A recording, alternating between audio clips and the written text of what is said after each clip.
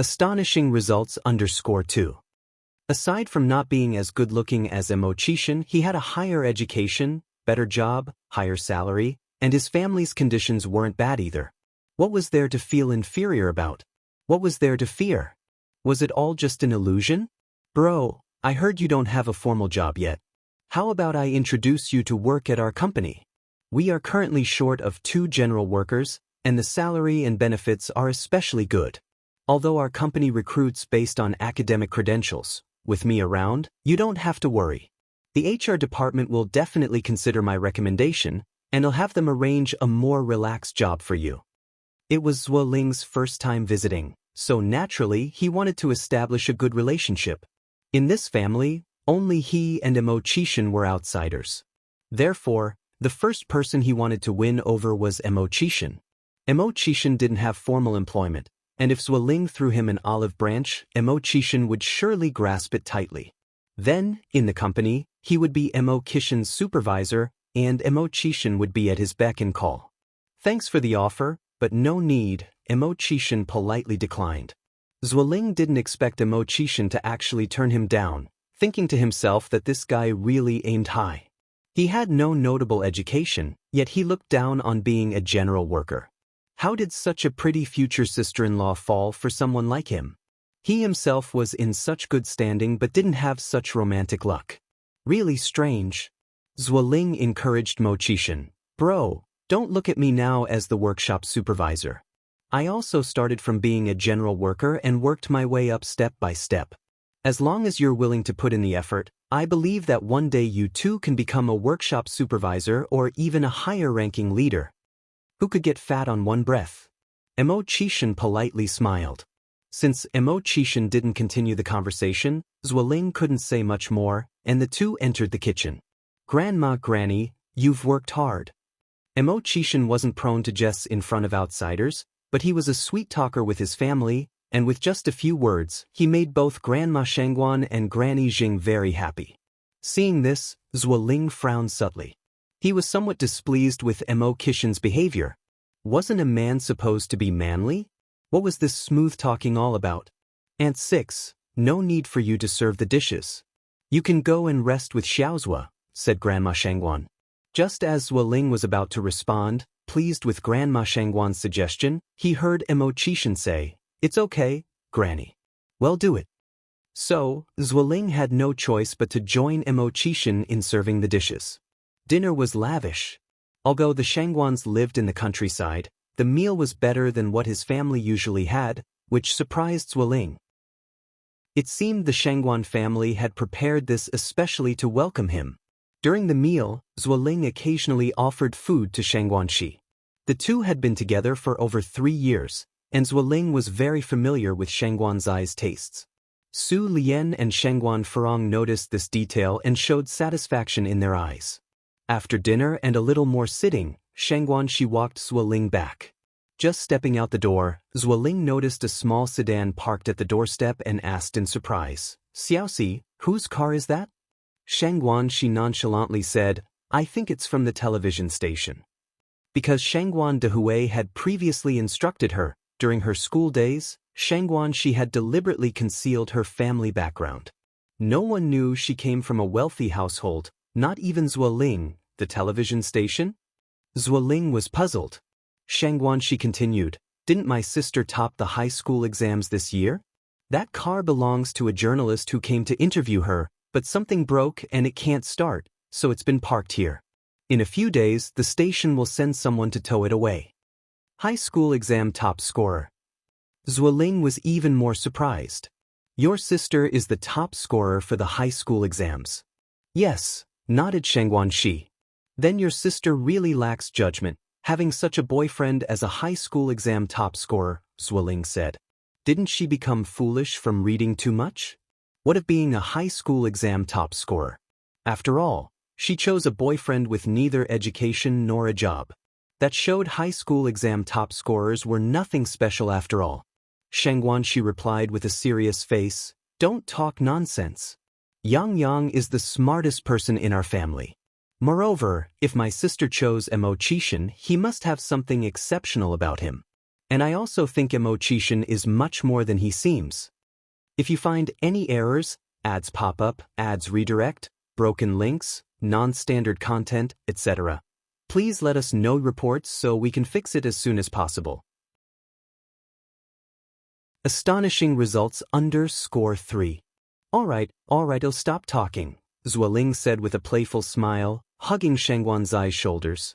A smart boyfriend would never argue with his girlfriend. He just needed to be clear in his heart. That's more like it, Xianxia responded. Okay, you should head back now. I'll see you at work tomorrow. Zuoling hopped onto his bicycle. Then he'll be going first. Xianxia watched as Zuoling's figure disappeared into the night, then turned and walked into the house.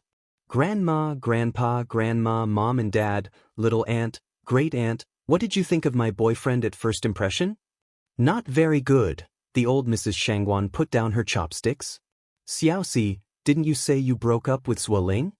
Hearing the news of her breakup with Zuoling had been a relief for old Mrs. Xianxia. However, she brought him back in no time.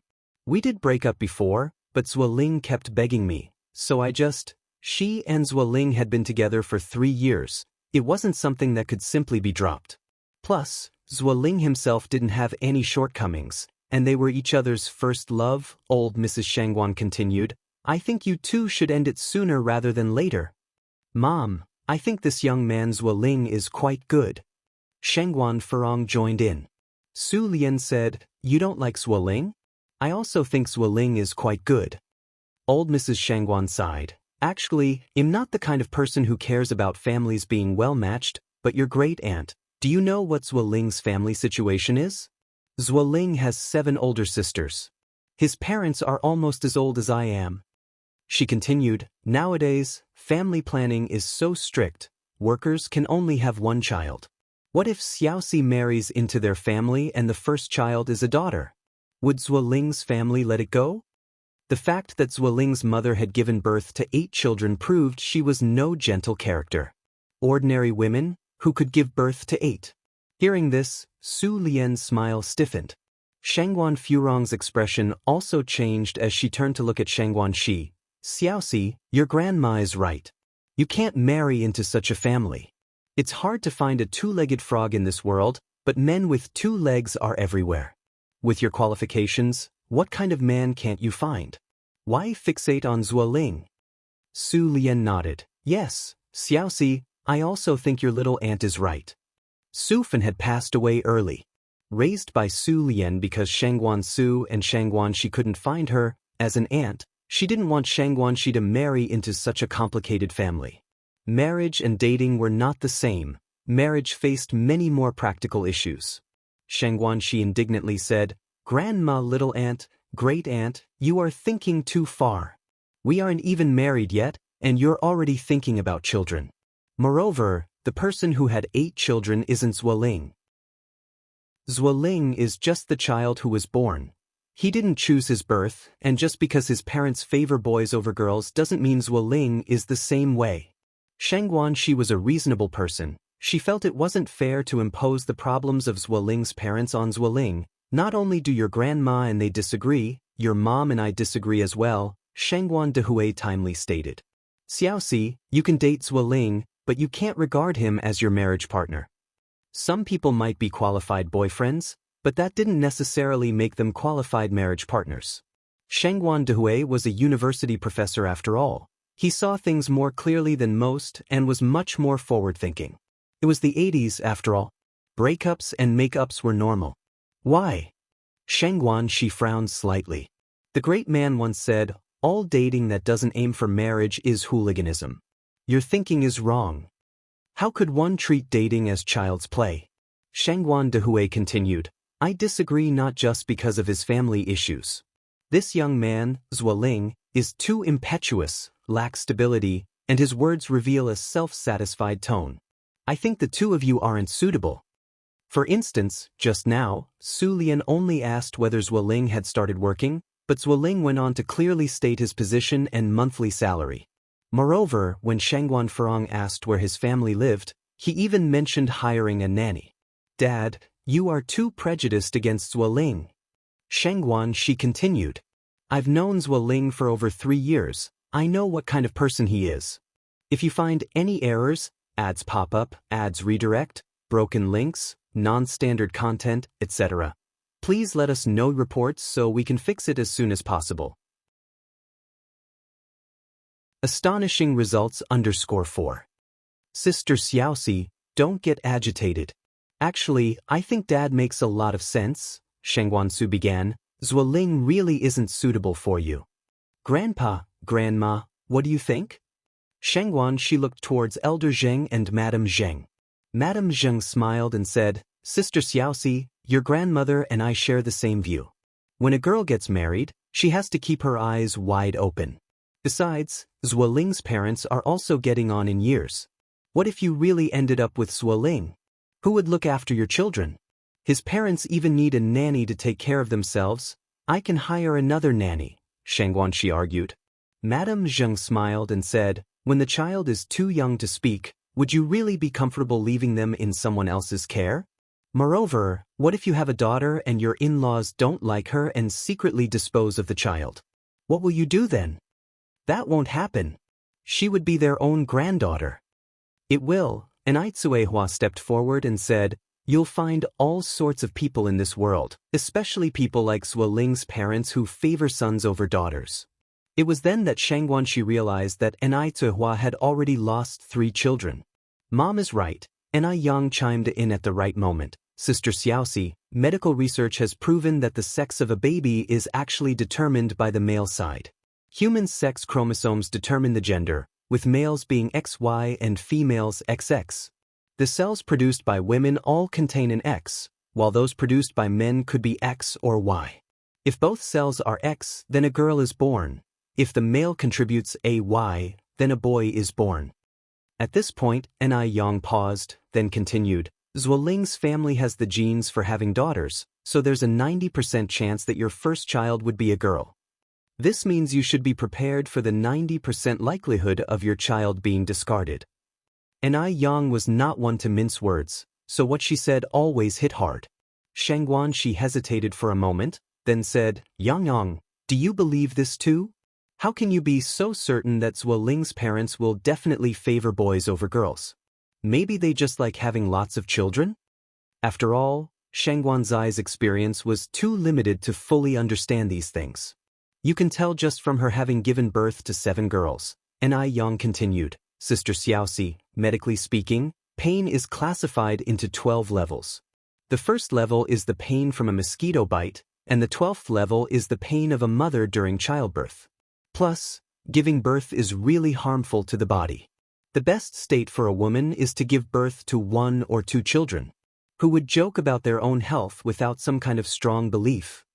Yang's words were so logical that they left no room for rebuttal.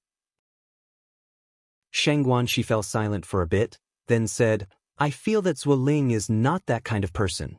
I'm marrying Zuoling, not his parents. Even if his parents truly favor sons over daughters, it has nothing to do with us. Once a son is married off, could the parents still be trying to meddle? Yang did not rush to contradict Shengguan she but said, Sister Xiaoxi, don't reveal our family situation to Zuoling for now. Just observe him for a while longer and see if his character is worthy of your lifetime commitment. If he truly is worthy, I believe our family will have no objections to you. With that, Yang turned her eyes to Shengguan she, Sister Xiaoxi, Dad, Mom, Grandma, Grandpa, and your brothers object to this matter purely because they want you to have a better life. Hearing this, everyone nodded in agreement. Especially Su Lian, who now looked at Yang differently. Previously, when Aitsuehua had just married Shengguan Dehui, she had worried about whether Yang and Shengguan she could get along well since the children were grown and had their own ideas. Now it seemed that her worries were unfounded.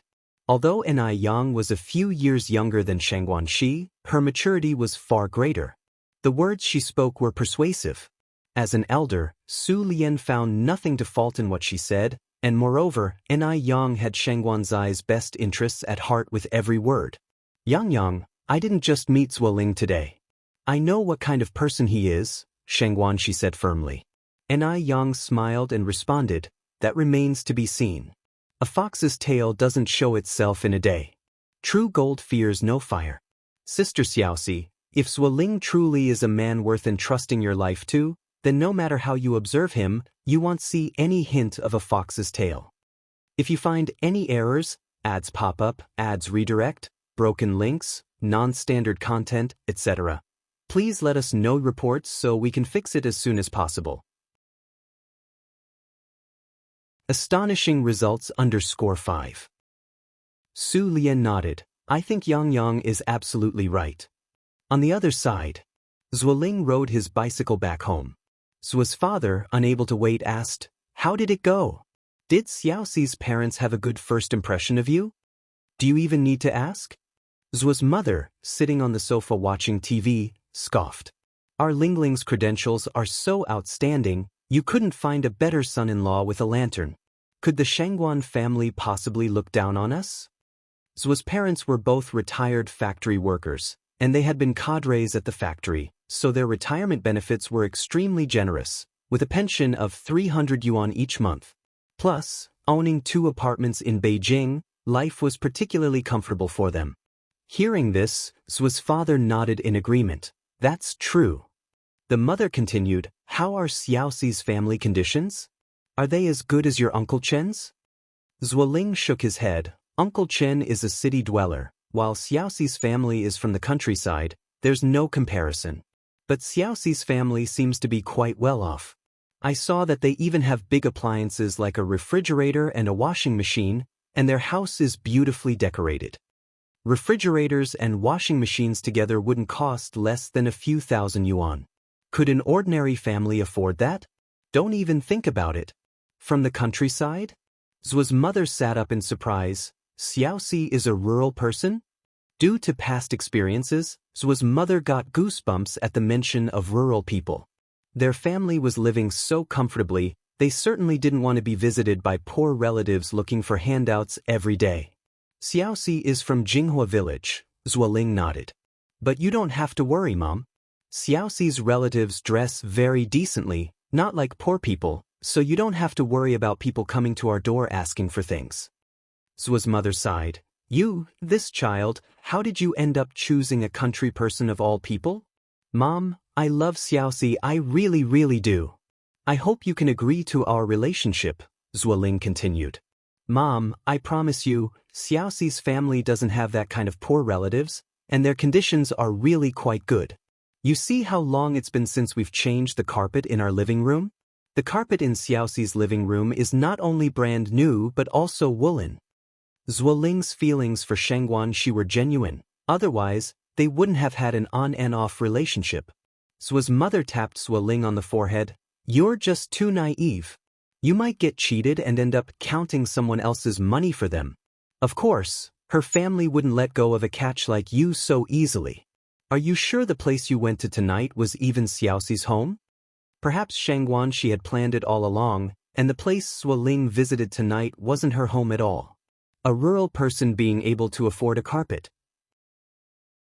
That's laughable.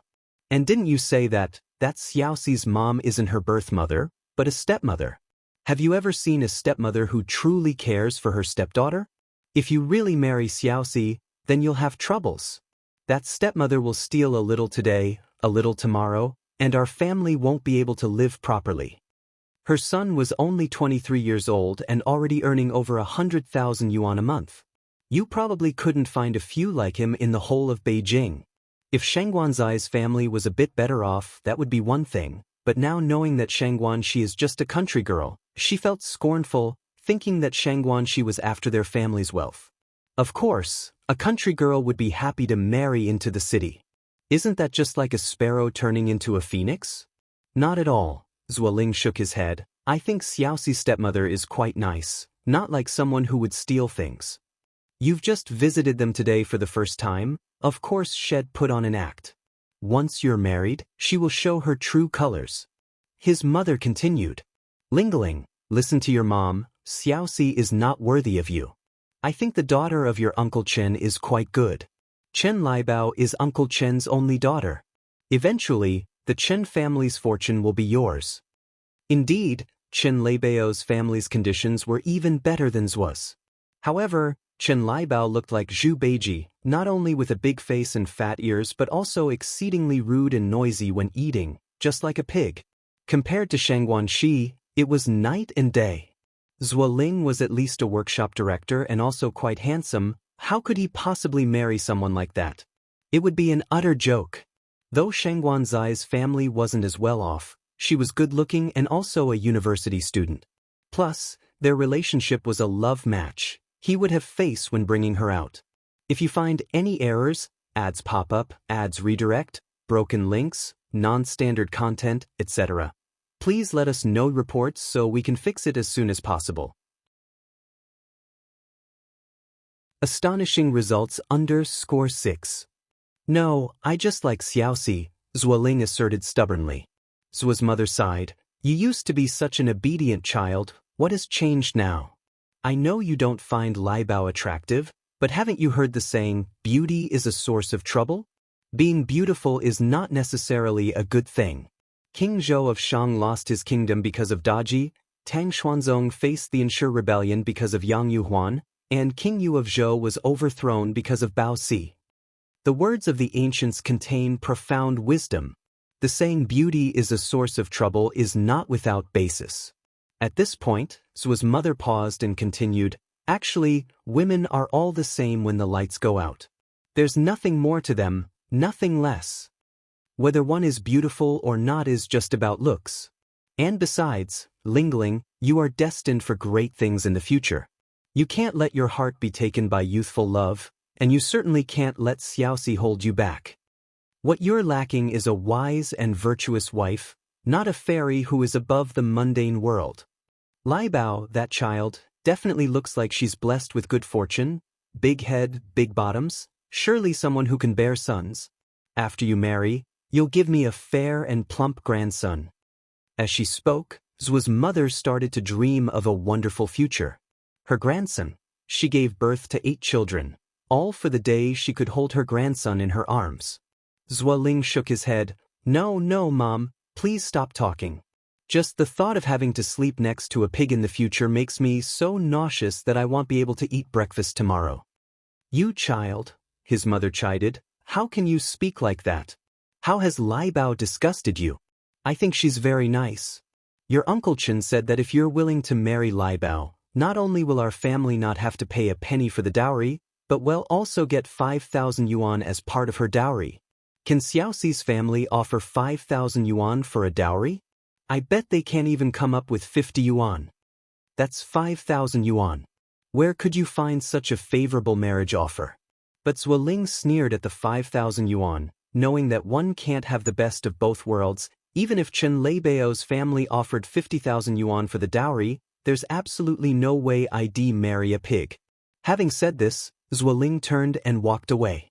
Zuo's mother was so infuriated by Zuo Ling that she was more convinced than ever that Shang Guanxi was the reincarnation of the millennial fox spirit Su Daji. Let it be, Zuo's father said, just don't meddle with the child's affairs. Nowadays, people value love marriages, and arranged marriages by parents are out of fashion. When Zuo's father was at work, he held a lower position than Zuo's mother, so she had always been in charge, which meant that at home, Zuo's mother had the final say. Moreover, Zuo's mother didn't have any preference for sons over daughters. The reason she had 8 children was to prove her worth. Because a life without a son was considered incomplete. A daughter married off is like water splashed out. No matter how many daughters you have, they can't compare to having a son. Zuo's mother continued, our Lingling is too outstanding.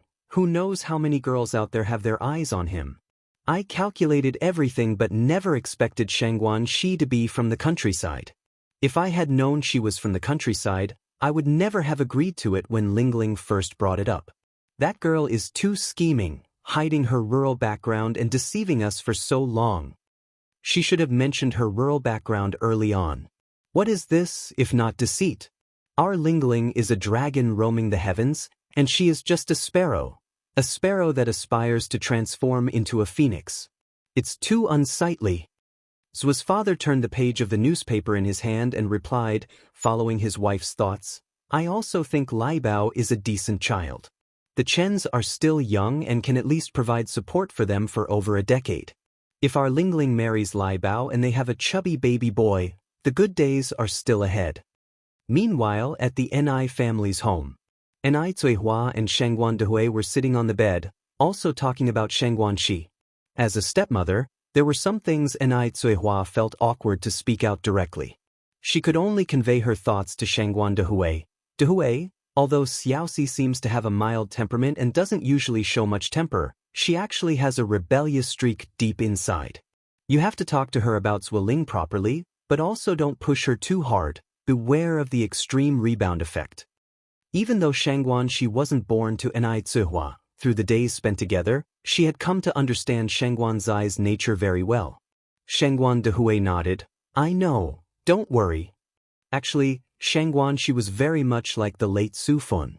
Su Fun had known that Shangguan Dehui had someone else in his heart, but she had still married him disregarding everything. Shangguan Shi was also troubled, tossing and turning in bed, unable to sleep all night long. She couldn't figure it out. Zuoling's qualifications were so outstanding, why couldn't her family see his worth?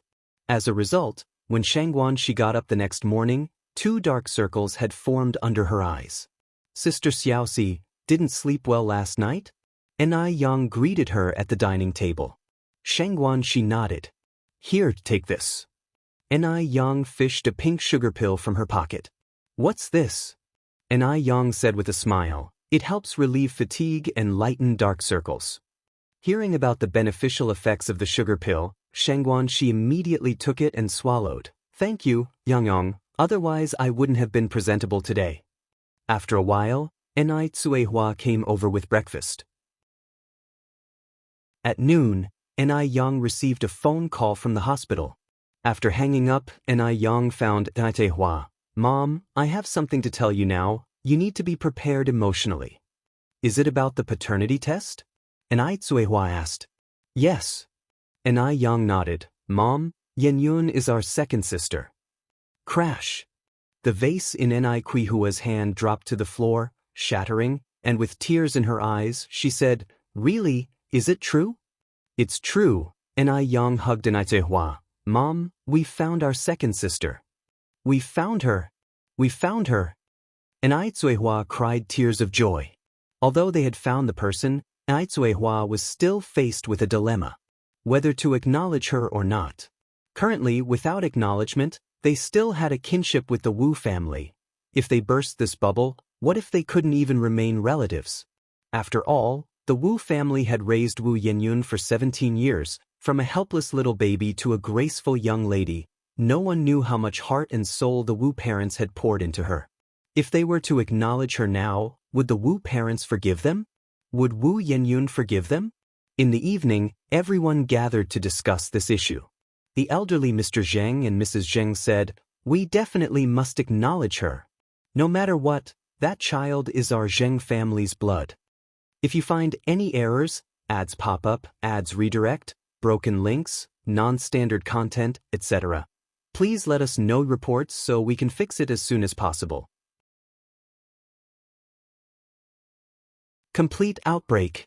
Shangguan Lady and Shangguan Dehui also suggested making the recognition. After all, they were talking about her own flesh and blood, and besides, Ni Zuihua had not intended to abandon Wu Yenyun in the first place. Yang, what do you think? Jing Patriarch looked towards Ni Yang. Though young in age, Ni Yang was not lacking in experience, and her opinion was always sought in major family matters. Ni Yang said, Of course we need to recognize her. After all, Yenyun is also a member of our family. But this matter can't be rushed, it needs to be approached gradually. I'll first go and gauge Godfather's reaction to see what they say. Wu Yenyun may be of a gentle disposition, but that doesn't necessarily mean she could accept this. After all, there's a saying, some pains are never understood until they happen to oneself. The person who was abandoned was Wu Yenyun, and the person who was almost sold was also Wu Yenyun. That core bitterness can only truly be understood by someone who has personally experienced it. Zheng Patriarch nodded. Yang is right. Ni Yang continued, Let me handle this matter, you all wait at home for my news. With that, Yang got up and walked outside. Yang, where are you going? Tsuehua stood up. Yang glanced back slightly. I'm heading to the construction site. I'll go with you. Quihua's eyes reddened. No need for you to go. It's not appropriate for you to appear at a time like this. Shangguan Dehui held onto Quihua's wrist. From an outsider's perspective, after all, Tsuehua is the mother, and with the daughter having been abandoned, the mother bears an undeniable responsibility. Yang nodded. Dad's right, I can go by myself. Yang didn't go empty-handed. She took a basket of pork lard cakes and 2 bottles of milk tea along. Right as she walked out, she saw Mo Qishan riding his bicycle toward her. Where are you off to, wife? Mo Qishan stopped his bike in front of Yang, propping one foot on the ground, his thin lips curved with a faint smile. The sunlight shone from behind him, brilliant and golden. Against the light, his face was somewhat obscured, and he appeared as if he had descended from the clouds. Mo brother, Yang promptly brought herself to a halt. Mo Qishan parked his bike at the entrance, taking the items from Yang's hands. Where to? I'll accompany you. To the construction site. It was roughly a 10-minute walk from the Ni family, and on the way, Yang informed Mo Qishan about Wu Yenyun. Mo brother, we found our second sister who was abandoned. It is Wu Yenyun, right? Mo Qishan's expression was calm, his tone very certain. In fact, he had long realized, Yang was clear about her affections and grudges. She wouldn't be nice to someone without a reason. After all, there are many poor people in this world, and if one were to extend a helping hand to each one, who would have so much energy? Awesome! Yang extended her thumb to Mo Qishan. That's right, Mo Qishan said with false arrogance. If I weren't so impressive, would I have a beautiful wife like you? Your skin is too thick. As she spoke, Yang continued, I'm going to discuss this matter with Godfather now. What do you think his reaction will be? Mo Qishan squinted his eyes. Our Godfather is an honest person, and you've helped his family so much. Though he may be surprised, I think he surely won't make things difficult for you. If it weren't for Yang, Wu Yenyun would now have been sold off to the Wu family, and the whole Wu family would not be able to live the life they have today. Yang nodded. I think your analysis is very accurate. Before long, they arrived at the construction site. Over 1 month had passed, and the construction site had changed considerably. The brick walls were already 2 levels high. Yang and Mo Qishan distributed the pork lard cakes and milk tea to everyone. In this freezing weather, biting into a soft pork lard cake followed by a sip of warm milk tea warmed the heart and stomach, a most exquisite comfort. The workers had been at the construction site for so long and had never encountered such generous homeowners. Mo Qishan knew Yang had something to say to Wu Jinshu, so he took some cigarettes and went to distribute them among the workers. Yang, with food in hand, found Wu Jinshu. Yang, you really don't need to be so polite. We've already had our fill at lunch. With Yang being so courteous, Wu Jinshu felt somewhat embarrassed. These days the Ni family nearly sent food over every afternoon, but sometimes it was Grandmother Zheng and Patriarch Zheng and Lady Shangguan who came. Yang was busy and couldn't possibly come every day. Yang smiled. Everyone's working hard, and the weather's so cold. Eating something is a good way to warm up.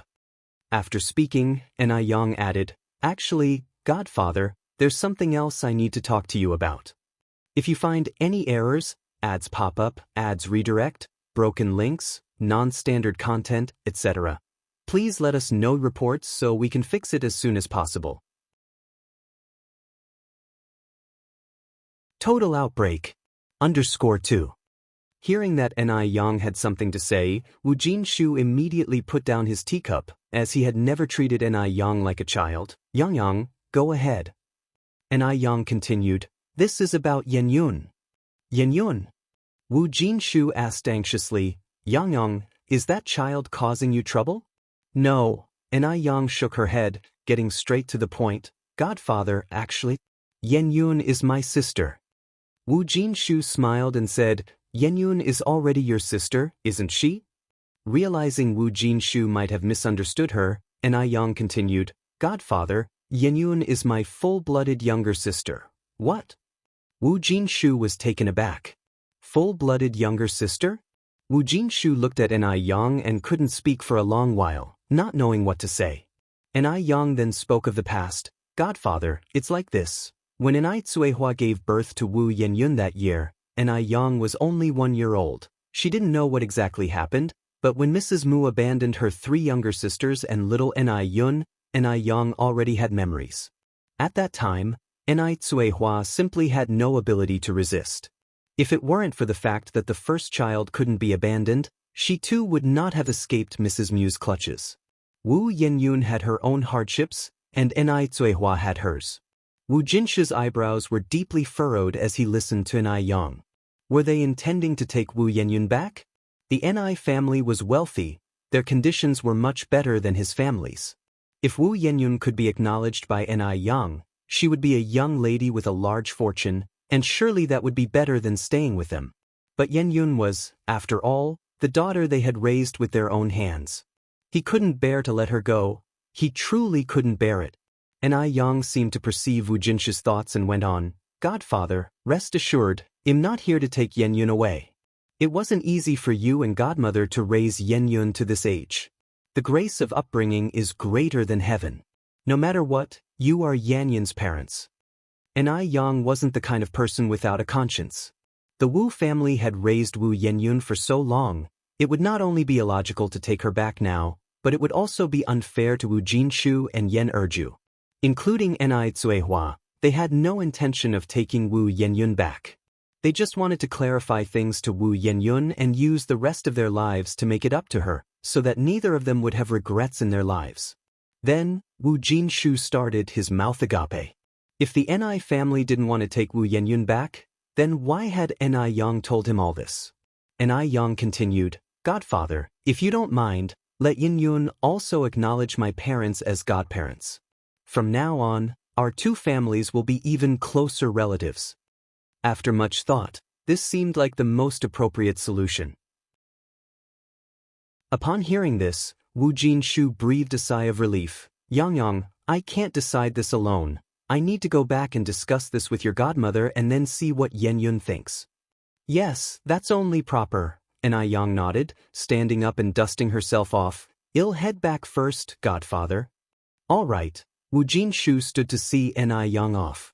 Although Wu Jinshu wasn't well educated, he understood the ways of the world. The reason Enai Yang hadn't gone directly to Wu Yenyun, but instead had come to him, was out of respect for him. It showed that he, as her godfather, mattered to Enai Yang.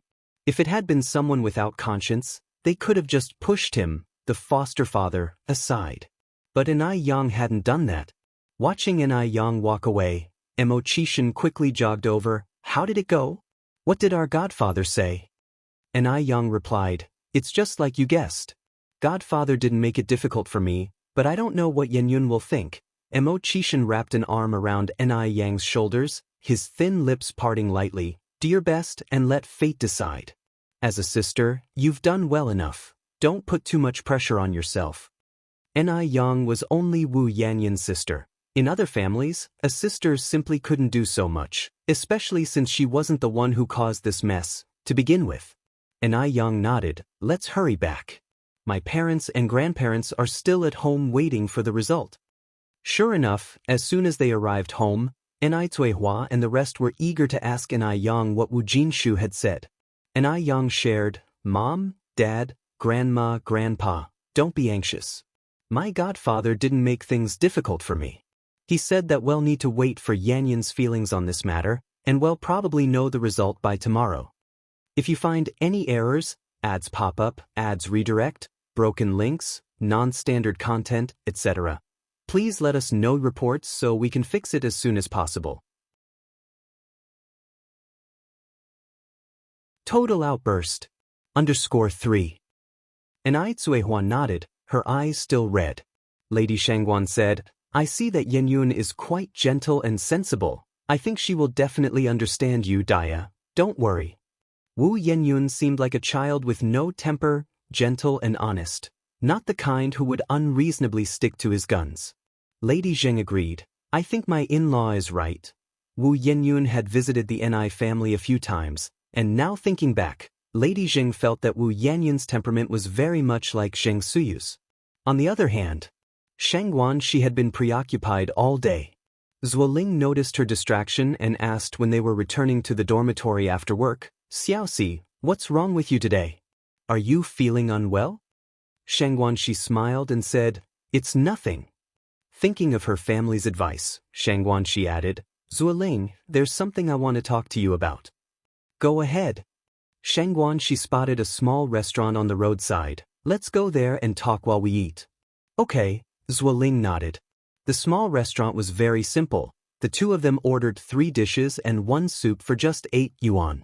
As they ate and talked, Xianxia asked, "Zuoling, do you hope your future child is a boy or a girl?" When Xianxia suddenly asked this, Zuoling was stunned for a moment. Then he smiled and said, "Boy or girl, I like both equally. Didn't the great man say that men and women are now equal?" Hearing this, Xianxia breathed a sigh of relief. She knew Zuoling wasn't biased in favor of boys. "Xiaoxi, why would you suddenly ask that?" Zuoling looked up at Xianxia. "Tell me, are you thinking about having children with me?" Cough, cough, cough. Xianxia choked on her soup, tears streaming from her eyes. "Xiaoxi, are you all right?" Zuoling quickly stood up to pat her back. "Take it easy, no one's rushing you." "I was startled by you, all right." Xianxia rolled her eyes at Zuoling, her face turning red. "Who said I want to have children with you?" Zuoling laughed. "If not with me, then who else would you want to have them with?" Xianxia pushed him lightly, straightened her expression and said, "Zuoling, be serious. I'm talking about something important here." "Who says I'm not being serious? I am very serious and solemn." Zuoling continued, "Xiaoxi, we are not young anymore. I met your parents yesterday. When can we get our marriage certificate? Then we can have a bunch of kids." "A bunch?" Xianxia widened her eyes. "Zuoling, family planning is so strict now. And you still want a bunch?" Zuoling slapped his forehead. Right, I forgot. I thought it was still my parents' era where you could have as many children you want." Xianxia continued, "I have a question for you, and you must answer me honestly." "Aha." Zuoling nodded. "Ask away, I guarantee no secrets at all from you, or may lightning strike me dead." Did my uncle and aunt have so many children because they preferred sons over daughters? Xianxia asked. "Of course not." Zuoling immediately denied. "Xiaoxi, why would you think that? My parents are leaders at the factory, they are educated people, how can their consciousness be so low? Rest assured, they absolutely aren't the type who prefer sons over daughters." Whether or not his parents favored sons over daughters, Zuoling, being their son, definitely knew it clearly. As a child, while his 7 sisters ate bran and swallowed vegetables, he alone ate white rice and fine flour, having a boiled egg every morning, his sisters not even dreaming of getting a piece of the eggshell. Moreover, all 7 of his sisters were illiterate. Only he graduated from university. Even now, those 7 sisters had to frequently subsidize the family, but how could he admit such a thing directly? Zuoling wasn't stupid. He and Xianxuan's relationship was at a critical juncture. What if this broke them up? He certainly didn't want to marry Chen Liebao, that pig. "Really?" Xianxia pressed on. "If uncle and aunt didn't prefer sons over daughters, then why did they have so many children?" Zuoling laughed and said, "My dad was an only child and my mom had her and my aunt, just 2 people. Seeing other families with many children always seemed very lively. My parents especially envied that. So, my mom gave birth to my 7 sisters and me. Actually, there was another younger sister after me, but when my mom was 8 months pregnant with her, she accidentally fell. Medical skills weren't advanced at that time, so the baby didn't survive, and my mom was very heartbroken. After that, she never conceived again. If you find any errors, ads pop up, ads redirect, broken links, non-standard content, etc., please let us know reports so we can fix it as soon as possible." Total outbreak. _4. Zuoling made up the story about the past pregnancy. His goal was simply to make Xianxia believe him. After all, The Zhou family had only moved to Beijing 20 years ago, and many old neighbors weren't clear about their old affairs, so even if Xianxia had the intention to inquire, she wouldn't find out anything. Xianxia nodded. Oh, I see. Zhuoling continued, my mother still remembers my unborn sister to this day. Every year on Tomb Sweeping Day and the Cold Clothes Festival, she burns paper money for her. Xiaoxi, you must remember never to bring this up in front of my mother. I don't want to resurrect her grief. He knew Xianxia too well. She was simple and kind-hearted. Considering his mother, she would not ask his mother to verify this. I understand. Don't worry, I won't say anything. That's good then. As the conversation ended, Xianxia added, by the way, Zhuoling, there's another thing I want to make clear to you. Go ahead, Zhuoling said with a smile. I'm all ears. Xianxia said, nowadays, birth planning is so strict. If we were to get married in the future, regardless of whether our first child is a boy or a girl, I will not have a second child, and even your parents cannot interfere with our decision.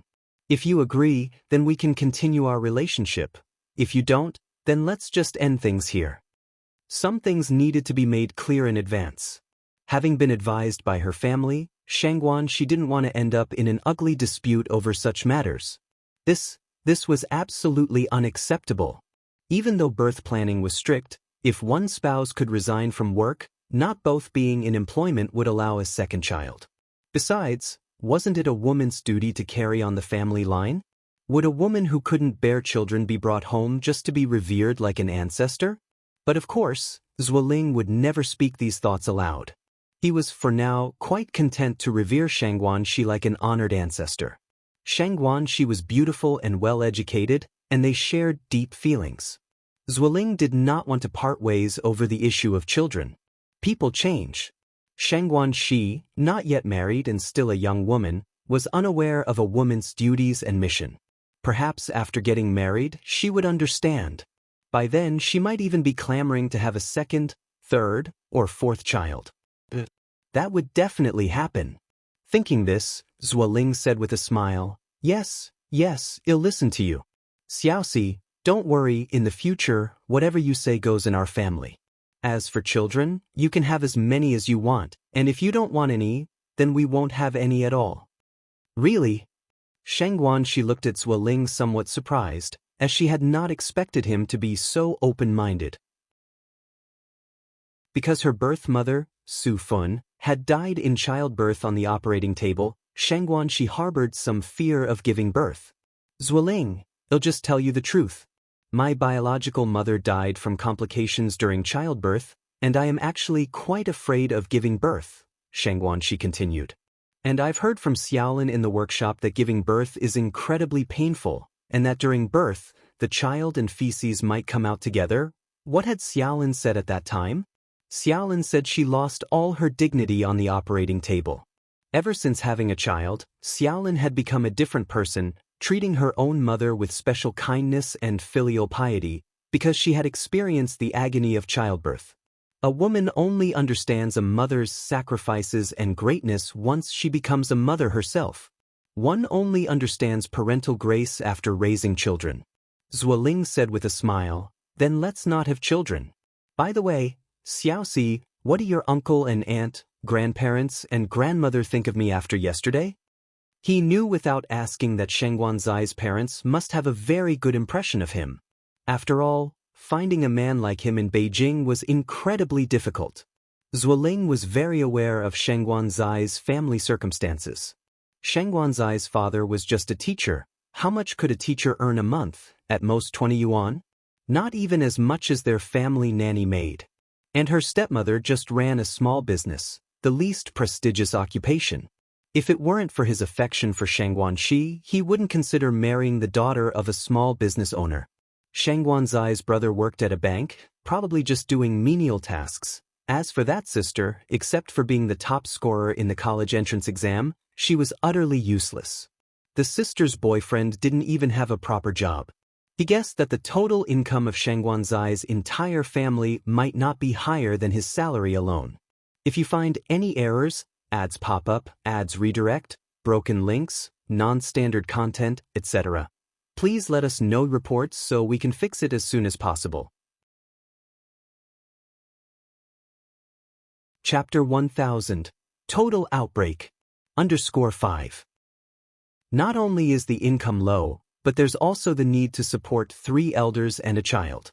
What money could such a family have? When encountering a golden son-in-law like him, one must definitely hold on tight.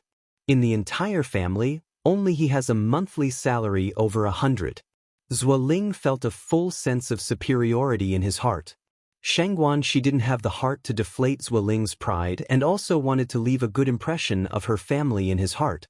She knew some things clearly herself and lightly said, "My parents have a particularly good impression of you, especially my aunt and my younger aunt. After you left, the 2 of them were still praising you." "Really?" Zueling asked. "Really?" Xianxia nodded. Zueling then said, "So, should we start discussing our wedding date now?"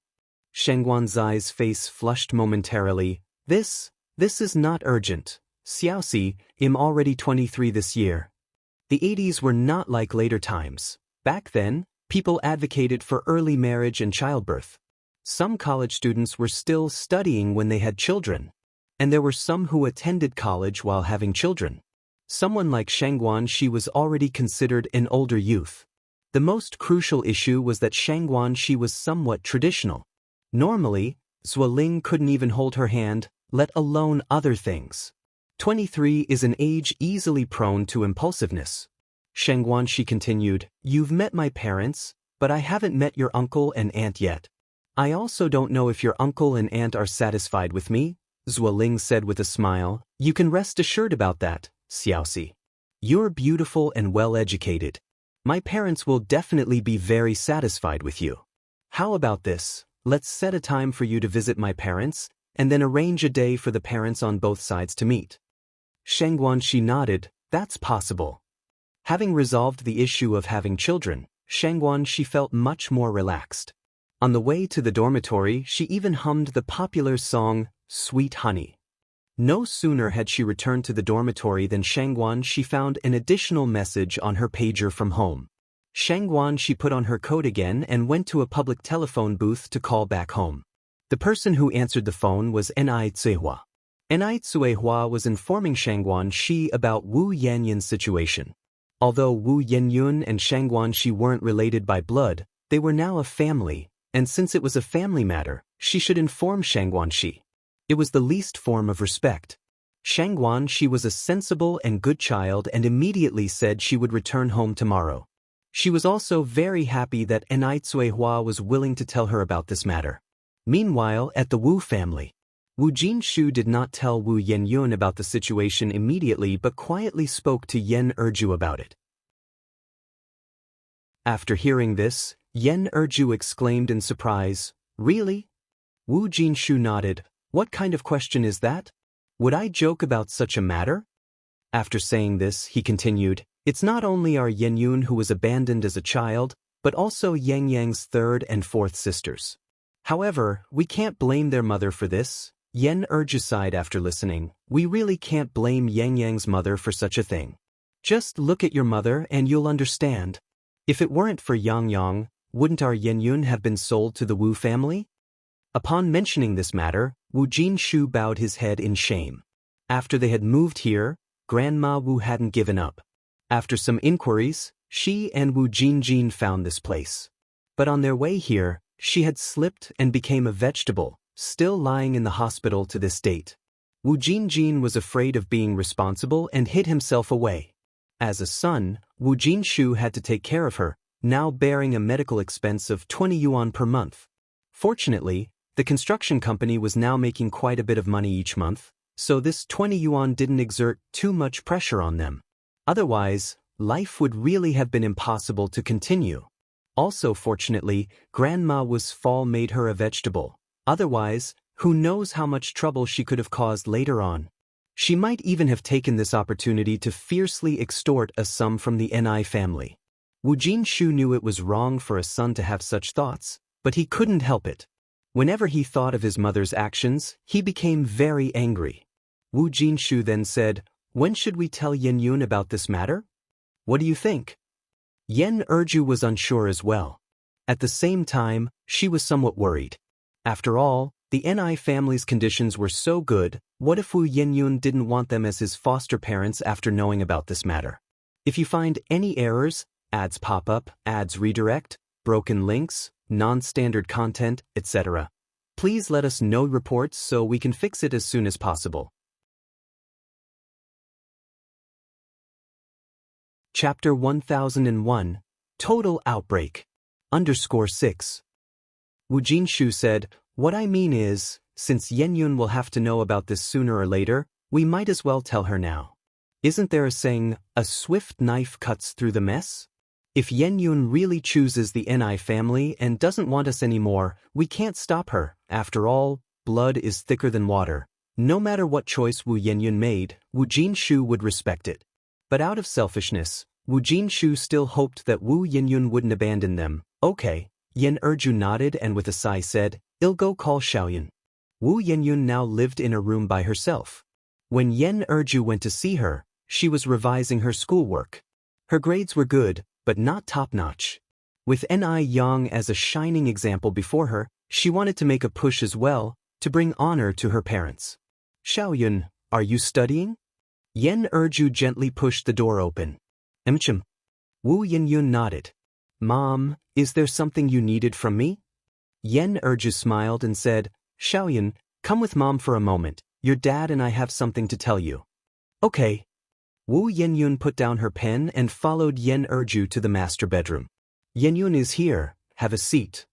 Wu Jinshu patted the sofa. Sensing something off about her parents' expressions, Wu Yenyun asked, "Mom, Dad, what is it you want to talk to me about? You seem so serious?" Wu Jinshu swallowed, carefully choosing his words in his mind. "It's not such a big deal, it's just, Yenyun, your mom and I want to talk to you about your origins. I think you should know that you are not our biological child." Upon hearing this, Wu Yanyun's eyes instantly reddened. "Mom, Dad, do you not want me anymore?" Ever since she knew about her origins, Wu Yanyun's mind had become sensitive. She feared that one day her parents might suddenly not want her. Hearing this, her heart leaped to her throat. "No, not at all." Wu Jinshu quickly shook his head to deny it. "Silly child, what are you talking about? Why would your mom and dad not want you? Your parents just want to talk to you about this matter." Yen Erju added, "Xiaoyan, you were raised by me, from diapers to potty training. How could I ever not want you? Don't worry, you will always be your father and mother's daughter." Wu Yenyun wiped her tears. "Then, why are you bringing up this issue all of a sudden?" Something felt off about it all. Yen Erju sighed and continued, "Xiaoyan, your biological mother had no choice but to abandon you, and I hope you won't hold it against them." Wu Yenyun blinked, then said, "Have they come looking?" Yen Erju nodded. Learning that her blood relatives had found her, Wu Yenyun couldn't describe what she was feeling. Her mind went blank. They didn't want her, did they? So why were they looking for her now? What kind of desperation had led them to give up their own flesh and blood? "Mom, you and Dad just ignore them." Wu Jinshu continued, "Yen, aren't you even a little bit curious who they are?" "I'm not curious. Besides, there wasn't anything to be curious about." Yen Erju said, "Xiaoyan, your biological mother really had her desperate reasons, and I hope you can forgive them." Wu Yenyun stayed silent.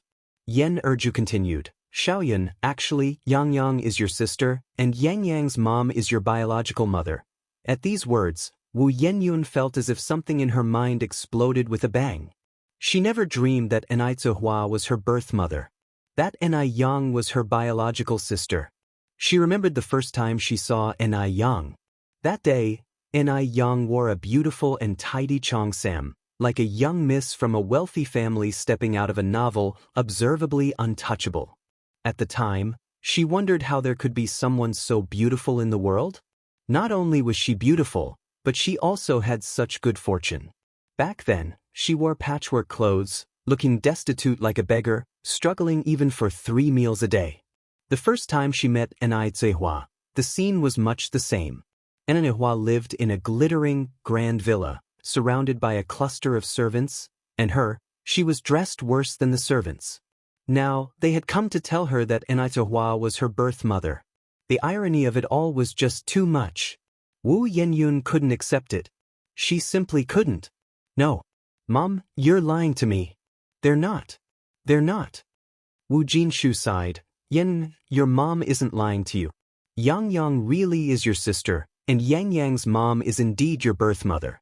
Yen Yun, our family situation isn't as good as theirs. If you want to go to the Ni family, your mom and I won't stop you. After all, it wasn't Yang Yang's mom's intention to lose you. No. I won't go to their house. Dad, Mom, I am forever your daughter. I don't want to leave you. Wu Yenyun hugged Yen Erju tightly. Mom, don't send me away. Even if the Ni family owned mountains of gold and silver, she wouldn't go. Her home was here forever. Tears welled up in Yen Erju's eyes. How could your dad and I send you away? We won't. Knowing that Wu Yenyun didn't want to leave, Yen Erju also breathed a sigh of relief. Wu Jinshu continued, Xiaoyun, Yang Yang has already discussed with me, why don't you just consider them as your godparents? That way, you'll have an extra set of parents who care about you. Is this what Sister Yang Yang suggested? Wu Yenyun looked at Wu Jinshu. Wu Jinshu nodded. Yes. I disagree. Wu Yenyun flatly rejected. Although she had never thought of going back to the Ni family, she hadn't expected that the Ni family never even considered taking her back. Her refusal was one thing. Whether the Ni family acknowledged it was another. Were they afraid she would come back to claim the Ni family's inheritance? Ridiculous. She had ambition. She was determined to fight for what she wanted. Did she care about the Ni family's wealth? Why not? Wu Jinshu asked. Because I will never forgive them. Not in this lifetime, Wu Yenyun declared. Now Wu Yenyun had finally realized why Ni Yang had said those words to her before. Ni Yang must have known then that she was her sister. If she knew all along, why didn't she tell her sooner? Wu Yenyun suddenly felt a ludicrous sense of being toyed with. So all of this was premeditated. Xiaoyun, don't be like that. Actually, Yang Yang's mom was also helpless. It wasn't just you who got thrown away, your third and fourth sisters were discarded too. Then why weren't Ni Yang and Ni Yun thrown away? Wu Yenyun retorted. Why was she the one discarded? As a mother, how could Ni Zuehuan not protect her own children? If she never wanted her to begin with, why give birth to her at all? Such injustice was truly unfair to her. Yen Erju continued, because Yang Yang is the eldest child. There's a saying back in our hometown that the eldest must be well raised. What about Ni Yun then? Wu Yenyun pressed on. Yen Erju choked, then said, Yunyun was also going to be thrown away, but fortunately, Yang Yang's mom and your biological father got divorced in time. Actually, Yang Yang's mom had it tough too. Then why couldn't they have divorced sooner? If they had divorced earlier, none of this would have happened. Wu Yenyun pressed on. Anyway, I can't forgive them. Mom and Dad, let's not have any more dealings with them from now on. I don't want to see anyone from their family ever again. If you find any errors, ads pop up, ads redirect, broken links, non-standard content, etc., please let us know reports so we can fix it as soon as possible. Chapter 1002, Super Protective. Wu Yenyun really couldn't forgive the Ni family. Whenever she thought about how she was the one discarded, she felt extremely uncomfortable, suffocated, a mix of complex emotions would come together, and she felt like she would explode. Yenyun, calm down a bit, Erju continued. Back then, women had no say in anything. You know about your grandmother's issue. If it weren't for Yang Yang, you would already be stepmothering someone else's children, you know? You can't be so heartless. Wu Yenyun looked at Erju and said, if they hadn't discarded me, I wouldn't have almost ended up as someone else's stepmother. At the end of the day, this whole thing was still the Ni family's fault. All the suffering she endured was caused by the Ni family. Wu Jinshu said, Yenyun, back then when your grandmother wanted to marry you into the Wu family, your mom and I, we couldn't protect you, just like Yang Yang's mom faced the same situation as your mom and I did back then. Equally helpless, equally desperate. As parents, Wu Jinshu and Erju really understood Nai Cuihua. Previously, as a bystander, Wu Yenyun, upon hearing Yang Yang reminisce about the past, could also understand Nai Cuihua. But now, Wu Yenyun wasn't a bystander, she was the one who experienced it. No one knew what she had gone through over the years. She was only 18 this year, yet life's hardships had spared none on her. In the past, just to let her parents and 3 younger brothers have a bit more to eat, she often went hungry. In the winter, because she had no cotton shoes, her toes were nearly frostbitten. In her 2nd year of high school, she was forced to drop out due to lack of money. That same year, she nearly became someone's stepmother. Given a choice, she would rather have never experienced life on Earth. "Mom, Dad, stop talking, I don't want to hear it." Wu Yenyun stood up, took a deep breath. "That's it, I'm going back to my room. I will never set foot in the Ni family's house again." Wu Jinshu wanted to say more but was held back by Erju, who whispered, "She's furious right now, let her calm down first." "Okay," Wu Jinshu nodded. Before talking to Wu Yenyun about this matter, the couple had thought of many possible outcomes, but they had never expected this one. They hadn't anticipated that Wu Yenyun would get so angry, nor that she would start to hate the people of Ni family. "What should I tell Yang Yang tomorrow?" Wu Jinshu was somewhat troubled. Failing to resolve this matter, Wu Jinshu felt very guilty, especially since Yang Yang had helped their family out so much.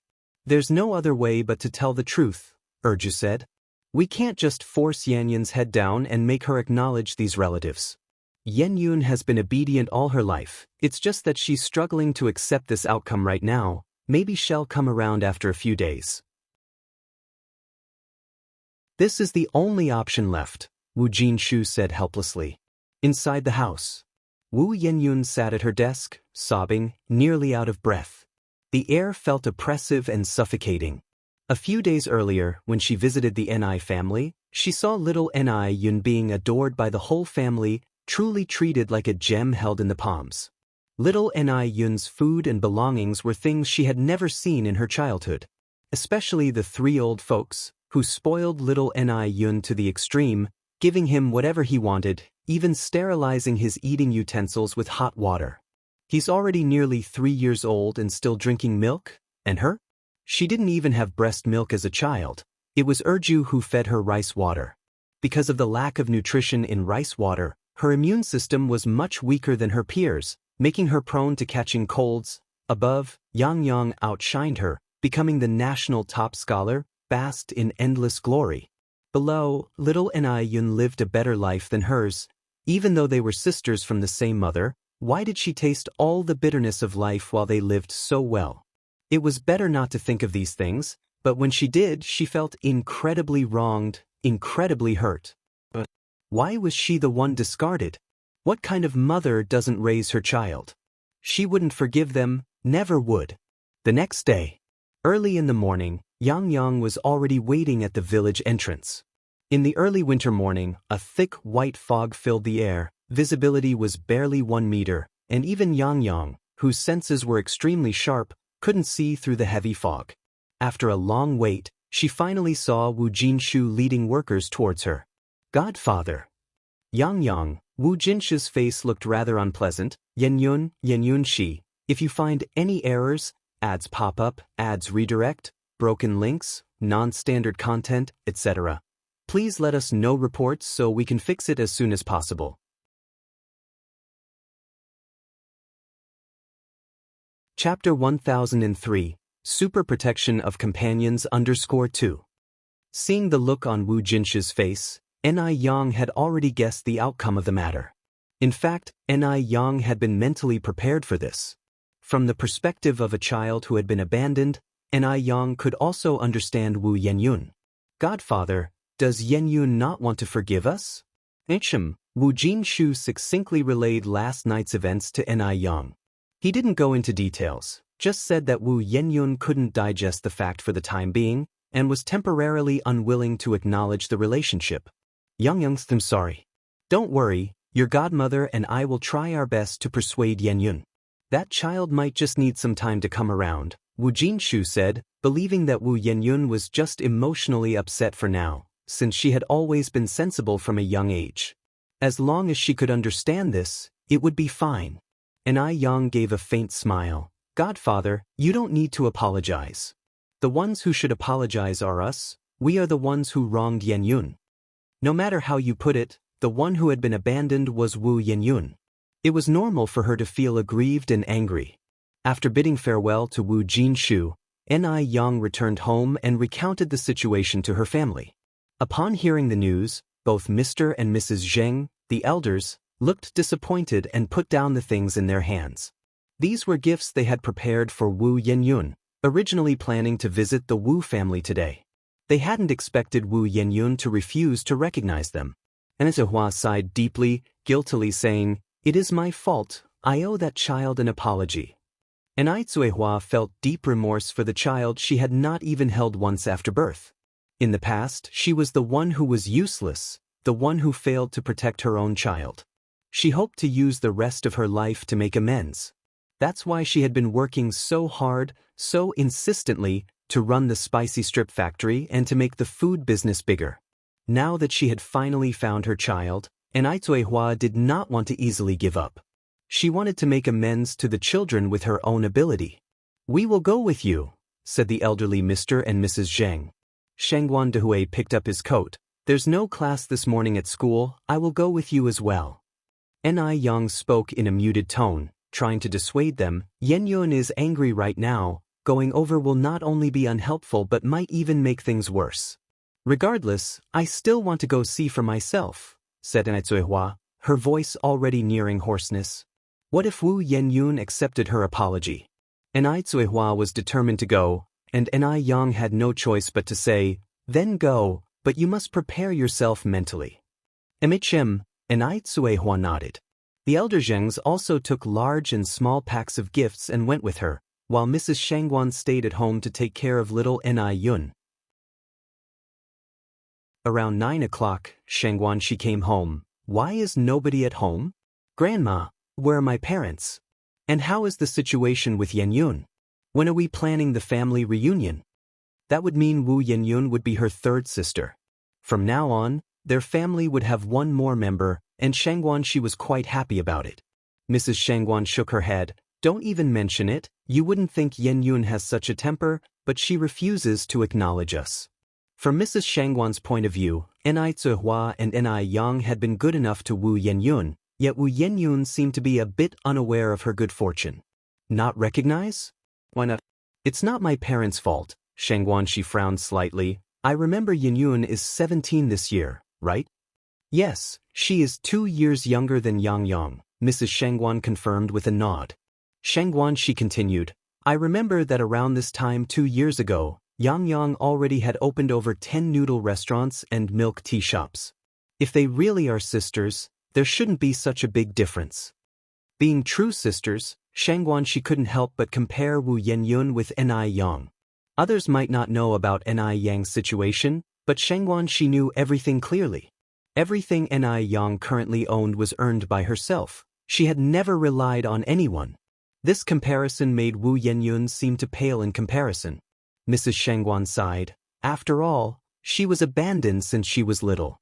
It's normal for her to have grievances in her heart. Perhaps she'll come around after thinking it over for a few days. "Let's hope so." Shangguan she shrugged her shoulders and stretched out her hand to little Yun. "Come little Yun, do you want a hug from your sister? If you find any errors, ads pop up, ads redirect, broken links, non-standard content, etc., please let us know reports so we can fix it as soon as possible." Chapter 1004, Super Protective of One's Close Ones _3. "Okay." Little Yun immediately reached out and hugged Shangguan's neck. "Sister Xiaoxi, Yun missed you so much." Little Yun was at an age where she was sweet-tongued, charming everyone she saw, often bringing the family to laughter.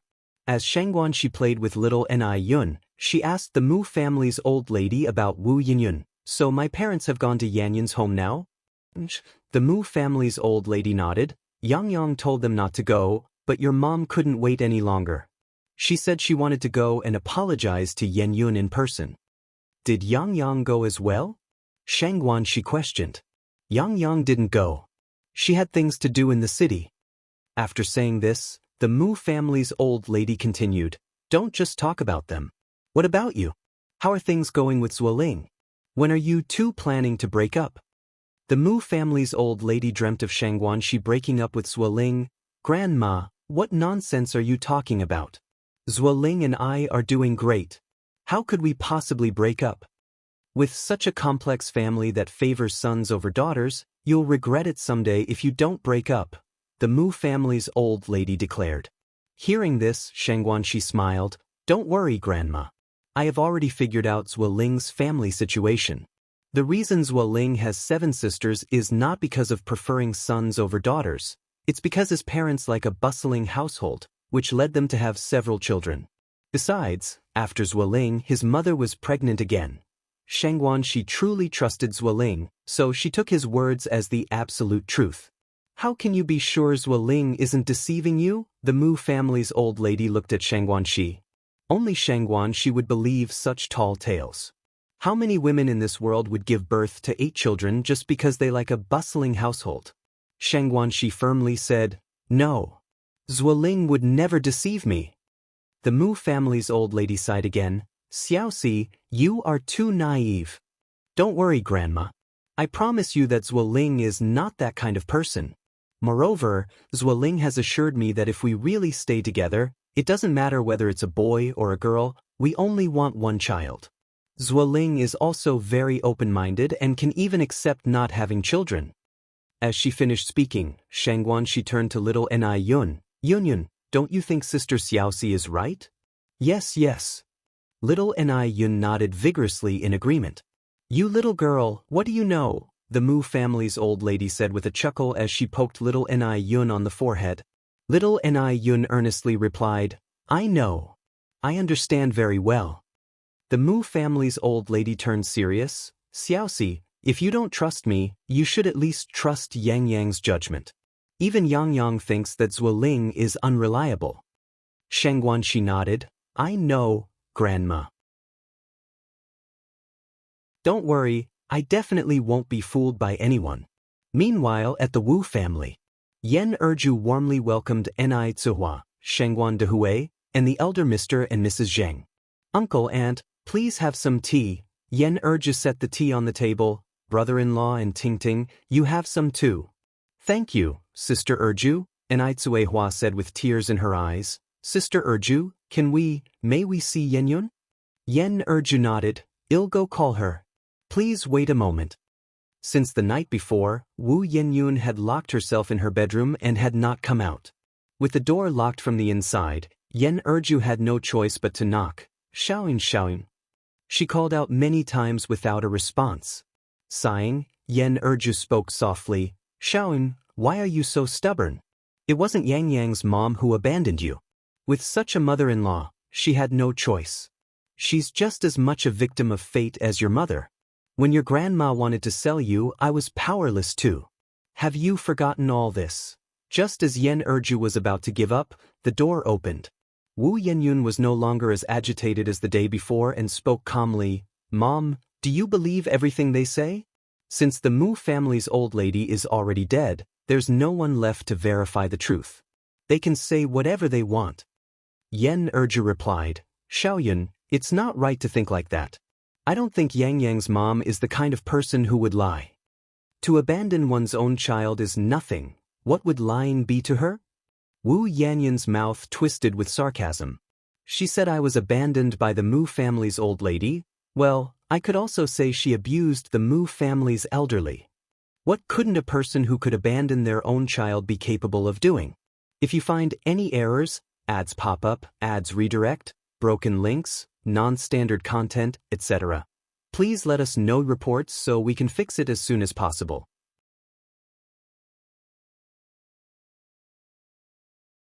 Chapter 1005, Super Protective _4. What does abuse of the elderly amount to compared to abandoning a child? Yan Erju sighed. "Xiaoyun, stop being so stubborn. If Yang's mom really wanted to abandon you, she wouldn't come looking for you now. There's no mother in this world who doesn't love her child. Seeing Wu Yenyun like this made Yen Erju very anxious. Ni Yang's family had been so good to them, and she didn't want Wu Yenyun to hurt Ni Kuihua's feelings. They say spilled water cannot be regained, and indeed, hearts are the hardest to mend. Some things, once lost, can never be retrieved. On the other hand, Yen Erju also didn't want Wu Yenyun to do something she would regret. Love. Wu Yenyun retorted. How can she throw me away if she loves her child? Isn't it said that a mother should be strong? I think she doesn't deserve to be a mother. Yen Erju continued, Xiaoyan, calm down. Sit down peacefully and talk it out with Yang Yang's mom and listen to what they have to say. Can't you be a bit more flexible? Even if just for mom's sake? Mom did, after all, raise you for 18 years. Are you not even willing to listen to her now? Upon hearing this, Wu Yanyan's expression changed. She didn't want Yen Erju to worry about her anymore. I understand, Mom. Seeing this, Yen Erju breathed a sigh of relief. Then come with me to the living room now. Have they arrived? Wu Yenyun asked. Yes, Yen Erju nodded. Yang Yang's dad, Yang Yang's mom, and your grandparents are all here. Xiaoyan, be good, and don't say those hurtful things anymore. Wu Yenyun didn't respond and turned to walk to the living room. Yen Erju followed Wu Yanyan's steps. When Wu Yenyun emerged, Ni Kuihua's face tensed up. She didn't know what to say. Should she call her child, or should she just call her by her name, Wu Yenyun? The table was piled with many gifts that Ni Zuehua and others had brought. Wu Yenyun walked up to the table. With a sweep, she stretched out her hand and swept everything on the table onto the floor, pointing outside and yelling, Leave! Get out of here fast! We don't welcome you people in our home. No one expected Wu Yenyun to react like this, including Yen Erju, who thought Wu Yenyun had calmed down. Xiaoyan, what are you doing?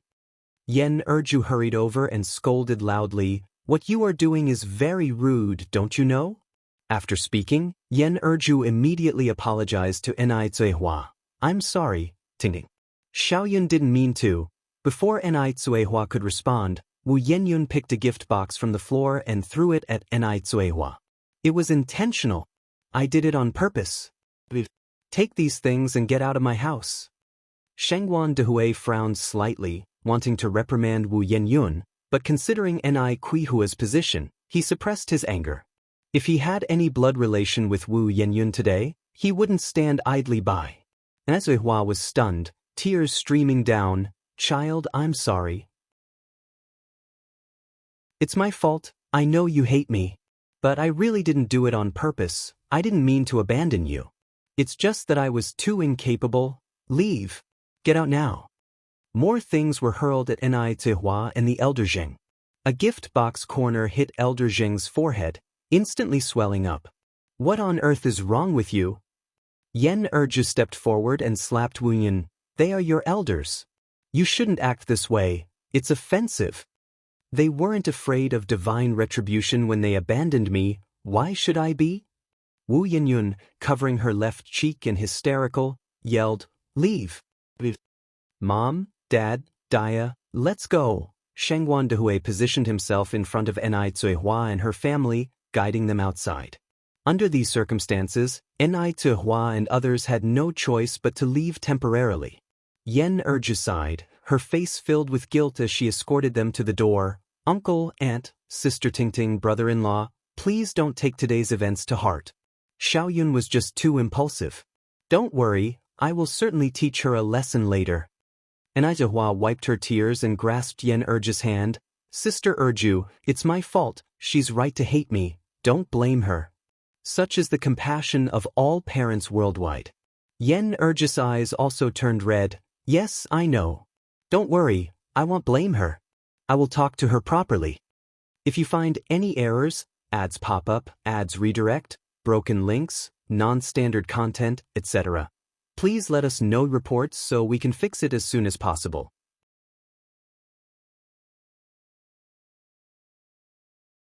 Chapter 1006, Super Protective _5. Ni Zuehua nodded. Thank you, Sister Erju. Of course. Shengguan Dehui had known that the outcome of this visit might not be good, but he hadn't expected it to be this bad.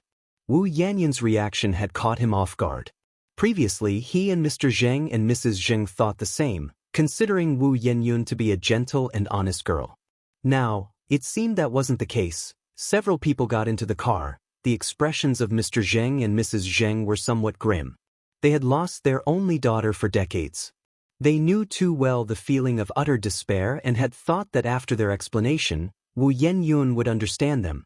But Wu Yenyun didn't even give them a chance to explain and even resorted to violence. No matter what, they were her elders. Even if Wu Yenyun didn't regard them as elders, they were still elderly, and her hitting them was simply wrong. In comparison to Anai Yang, Wu Yenyun fell far short. To say he was not disappointed would be a lie. But from another perspective, this child was also pitiful. She had lost her mother at a young age and had almost died. Sigh. Hopefully, the child can find her way out of this dead end soon. And Aitsuehua then said, Duhui, Dad, Mom, let's not tell Yang Yang about what just happened. Knowing Anai Yang's temperament, if she found out what Wu Yenyun did, she definitely wouldn't let it go. After all, Anai Yang was a very protective person. Shengguan Dehui didn't say anything. Anai Tsuehua nudged Shengguan Dehui's arm. Dehui, did you hear me? Shengguan Dehui sighed. I know. Hearing this, Anai Tsuehua turned to look at Mr. and Mrs. Zheng in the back seat. Dad, Mom, you mustn't tell Yang Yang either. Mr. Zheng and Mrs. Zheng nodded. At the Wu family house, Erju scolded Wu Yenyun severely. Shaoyun, you really disappointed me today. How could you resort to violence? No matter what, they are your elders. Especially considering Mr. Zheng and Mrs. Zheng's age, did you even think about the consequences before throwing things? Shaoyun, murder doesn't even go this far. Think about what you've done. After saying this, Erju stopped caring about Su Shaoyun and turned to walk to her room.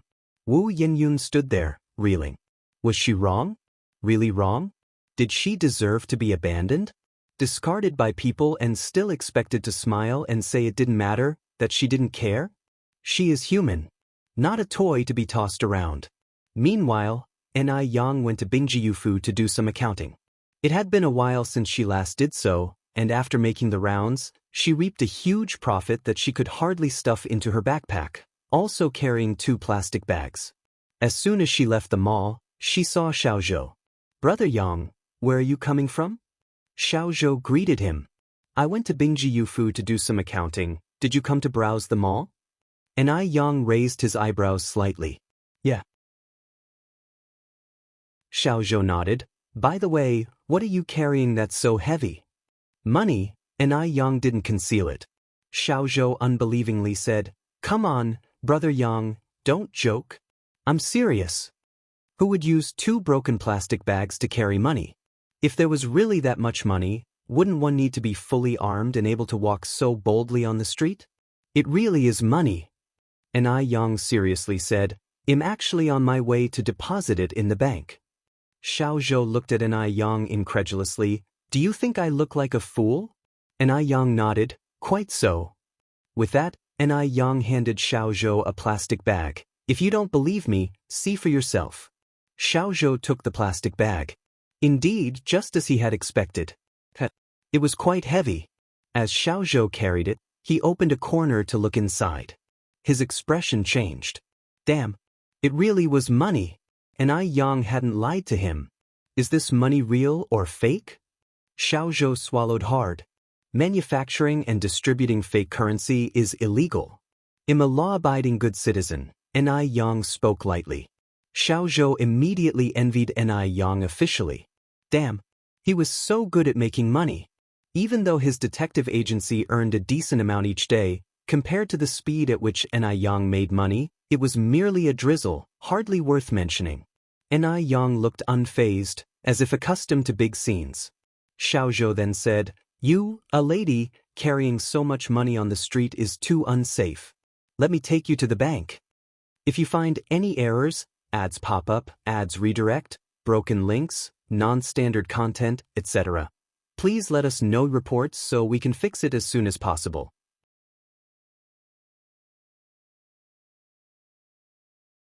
Chapter 1007, Super Protective _6.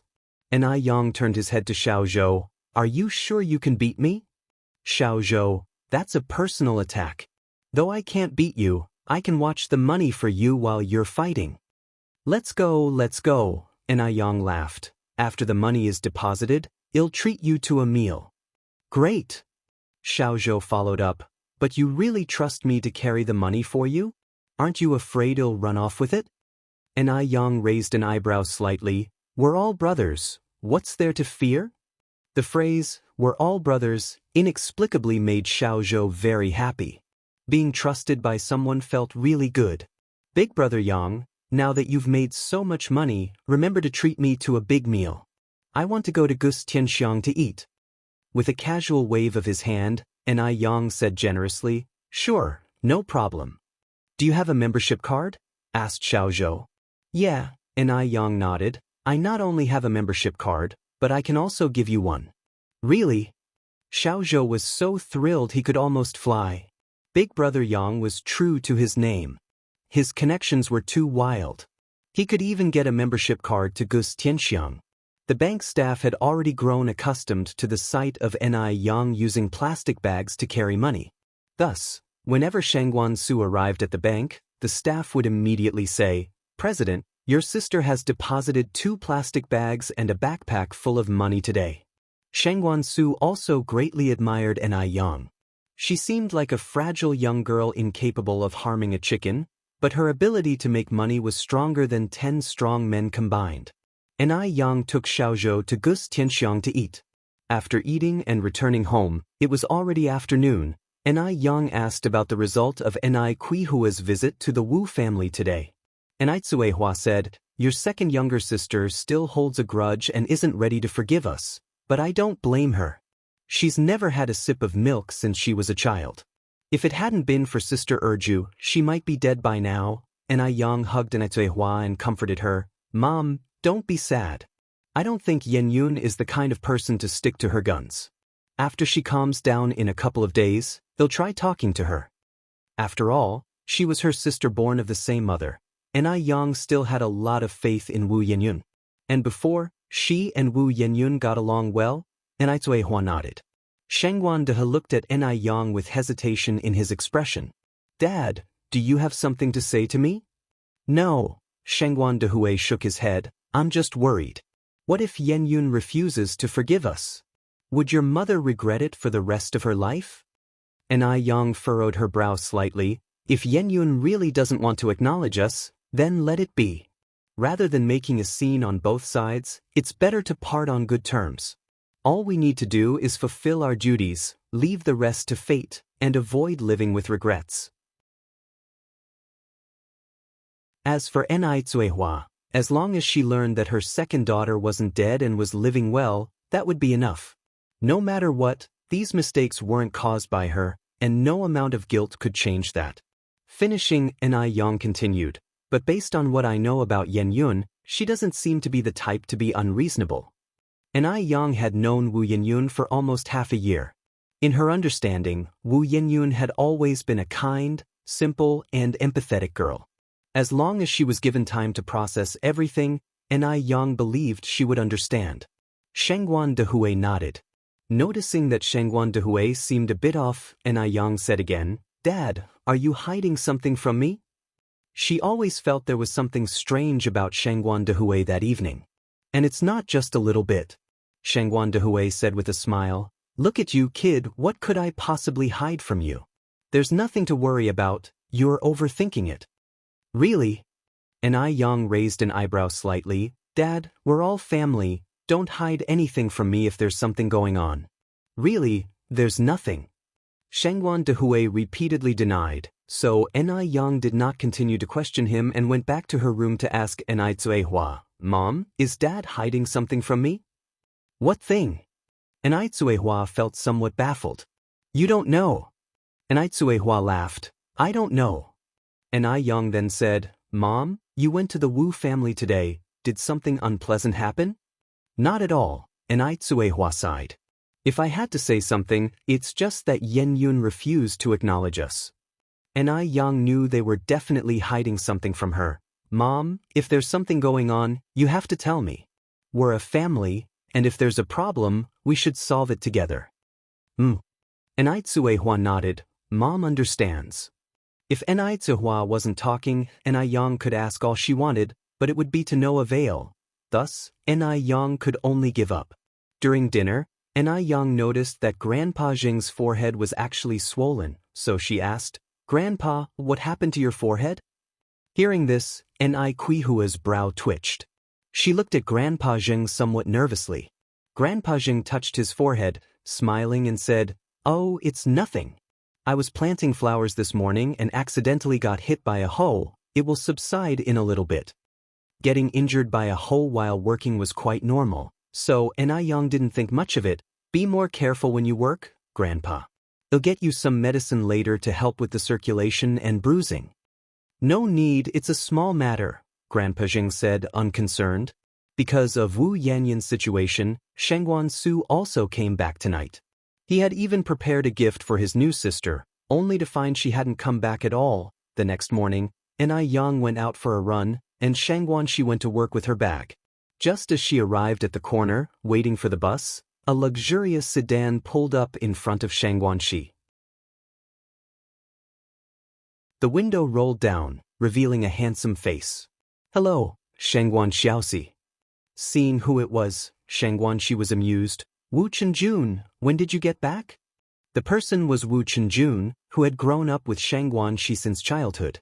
The last time, Grandma Jing had even talked about matchmaking Shengguan Shi with Wu Chenjun. But Shengguan Shi and Wu Chenjun were far too familiar with each other. Having seen each other in split pants as kids, there was simply no spark, so Shengguan Shi refused. After graduating from high school, Wu Chenjun had spent a few years abroad, so he was dressed very fashionably and sometimes even burst out with a few sentences in English. "I came back a week ago." "Shengguan Xiaoxi, you don't care about me at all. You didn't even know when I came back. As soon as I got back, my grandma told me that your whole family had moved to the middle of nowhere, and I couldn't believe it was true." Shengguan Shi slapped Wu Chenjun on the back. "What do you mean by the middle of nowhere? Let me tell you, this place is great. The mountains are green, the water is clear, and the birds sing beautifully." Although she had only moved to Jinghua village a few months ago, Shengguan Shi had completely fallen in love with the place. Wu Chenjun brushed off Shengguan Zai's hand. "Where are you heading? Let me give you a lift? If you find any errors, ads pop up, ads redirect, broken links, non-standard content, etc., please let us know reports so we can fix it as soon as possible."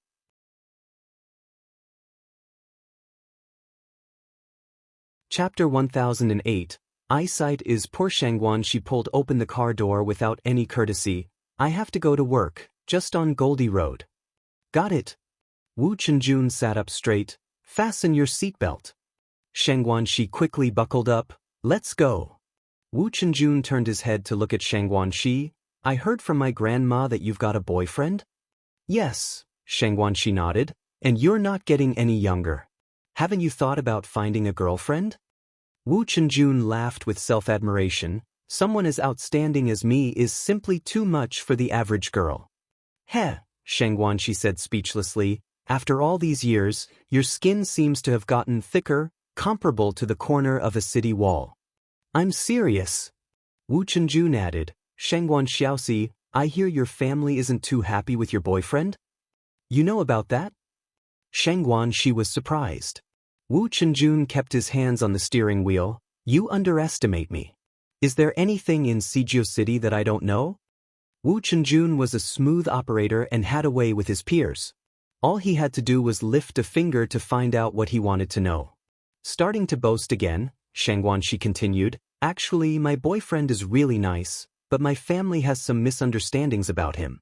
Wu Chenjun kept his eyes straight ahead. "Sometimes you can't tell by appearances. Shengguan Xiaoxi, you've always been a little naive. Be careful not to be deceived by people with ulterior motives." Wu Chenjun knew Shengguan Shi all too well. She was beautiful but unfortunately not quite emotionally savvy. Otherwise, she wouldn't have stayed single for so many years.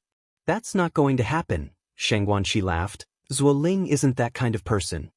"Zuoling?" Wu Chenjun said. "That's your boyfriend's name?" "Yeah," Shengguan Shi nodded. Wu Chenjun continued, elders have seen and experienced more than us. Their life experiences are more abundant. If your whole family says Zuoling isn't good enough, then he might really have a problem. Shangguan Xiaoxi, this is a serious matter. I hope you'll take it seriously. It's about being responsible to yourself and your family as well. Shangguan Shi was not only lacking in emotional intelligence but also very naive, easy to be deceived by men. Shangguan Shi teased, Tisk tsk, such grand principles. Wulao-san, spending time abroad has changed you. It seems it's a great opportunity to develop oneself. The old Wu Chenjun used to be irresponsible, never this serious. Call me third brother. Show some respect. Wu Chenjun tapped Shangguan Zai's head and said with seriousness, Shangguan Xiaoxi, if Zuoling ever dares to bully you, tell me, and I'll beat him up for you. Shangguan Shi looked down, fiddling with the zipper of her down jacket. Don't worry, that day will never come. Zuoling was a gentleman. He would never do something like mistreating a woman. It seemed that Shangguan Shi was truly in love with that Zuoling. Wu Chenjun sighed softly, changing the subject. How is your stepmother treating you? What stepmother? That sounds so harsh. My mom treats me better than her own daughter. Shangguan Shi said. Really? Wu Chenjun expressed skepticism. Shangguan Shi nodded. Really, my mom is really good to me. Otherwise, do you think I would have come here with my dad? I'm not a 3-year-old girl. That's good to hear. Wu Chenjun breathed a sigh of relief. Soon, the car arrived at Goldie Road. Wu Chenjun, with gentlemanly grace, went around to the passenger side to open the door for Shangguan Shi. Thanks, Wulao-san. Yo, Shangguan Xiaoxi, when did you become so polite? Wu Chenjun habitually fastened her scarf. Wulao-san, haven't you heard of not getting too close to the opposite gender? Shangguan Shi took a step back. Wu Chenjun's expression stiffened for a few seconds, then returned to normal, smiling. Shangguan Xiaoxi, look at yourself, where do you even look like a woman? Still talking about not getting close to the opposite gender. After he finished speaking, he stepped over, hooked his arm around Shangguan Zai's neck, and patted her head. Talking about not getting close to the opposite gender, we knew each other back when we were still wearing split pants. Don't give me that nonsense. Shangguan Shi, being a girl, didn't have the strength to match Wu Chenjun. Wrapped tightly in his hold, she couldn't move an inch. If you find any errors, ads pop up, ads redirect, broken links, non-standard content, etc., please let us know reports so we can fix it as soon as possible.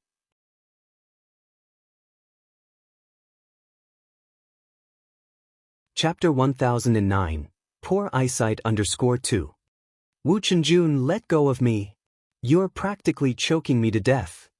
Wu Chenjun held tightly onto her neck, a faint fragrance lingering around his nose. If he paid attention, he'd notice it was the scent of roses. Will you stop saying men and women shouldn't get too close now?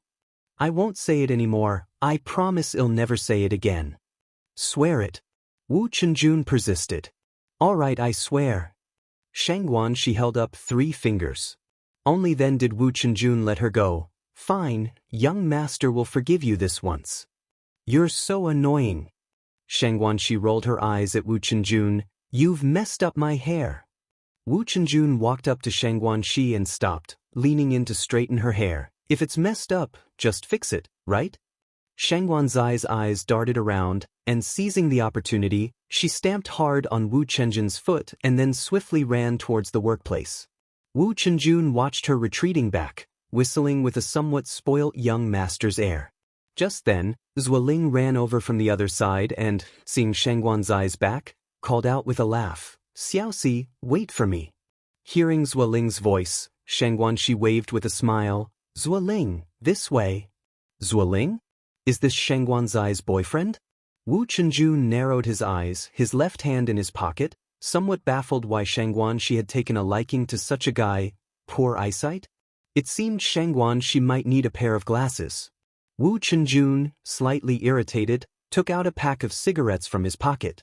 At that moment, Zuoling glanced back at Wu Chenjun. Xiaoxi, you know that comrade? Shangguan Shi looked back at Wu Chenjun and nodded. He's a friend who grew up with me. Zuoling expressed his surprise. I saw him driving a car. If Shang Guanzai's friend was this wealthy, did it mean Shang Guanzai's family was also wealthy? Was everything he had seen at Shang Guanzai's house last time real? Shang Guanxi smiled and said, he won the jackpot in the lottery before, and now he's already living in a villa. Really? Can you actually win the lottery? In the 80s, lotteries had just started, and most people didn't believe you could actually win. It's true. Shang Guanxi nodded her head. Besides winning the lottery, she had no better reason. How much did he win? Zuoling continued to ask. It must be quite a lot, Shang Guanxi said. He's living in a villa, at any rate he's certainly richer than us. Making money from buying lottery tickets, his luck is too good. Zuoling looked enviously at Wu Chenjun as he drove away. When could he also live in a villa and drive a car? Based on his current salary, that seemed a bit difficult. Life is so unfair. Some people work hard and still have no car or villa, while others do nothing and drive off in cars. Maybe after work, he should also buy a lottery ticket? Let's not talk about this. We should hurry inside. Oh, did you have breakfast?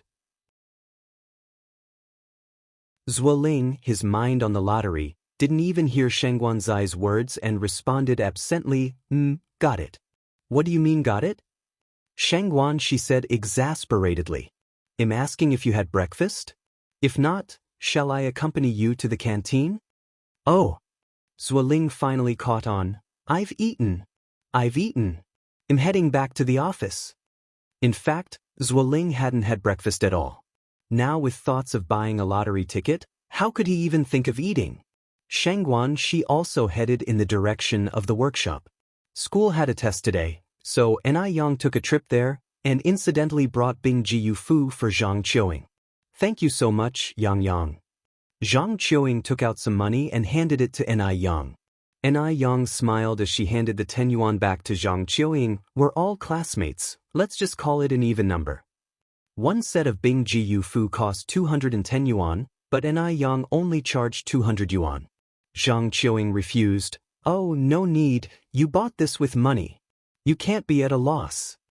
It's okay, I'm very familiar with the owner of Bing Jiu Fu, what's 10 yuan less? Then I'll not stand on ceremony.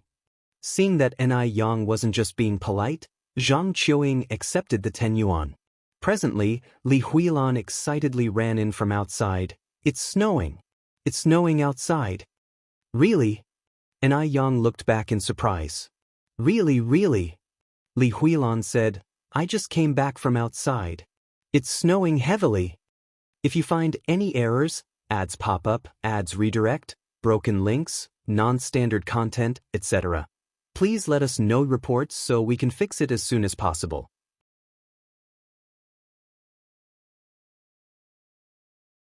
Chapter 1010, Poor Vision _3.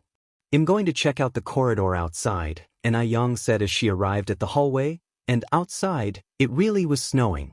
The big, flaky snow and willow catkin-like snowflakes were floating down from midair, piling a thin white layer on the ground. The snowy weather always seemed to put everyone in a wonderful mood. Ni Yang turned to look back at the dormitory. Huilan, Qiuing, let's go out for hot pot tonight? Ill treat.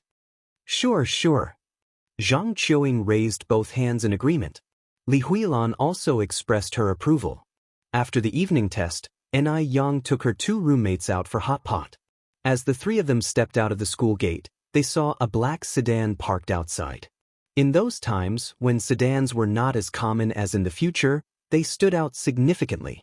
Just then, the car door opened, and a tall man emerged, unfolding an umbrella as he stepped out. With one hand holding the umbrella and the other in his pocket, his thin lips pressed tightly together, his chiseled face bore no particular expression.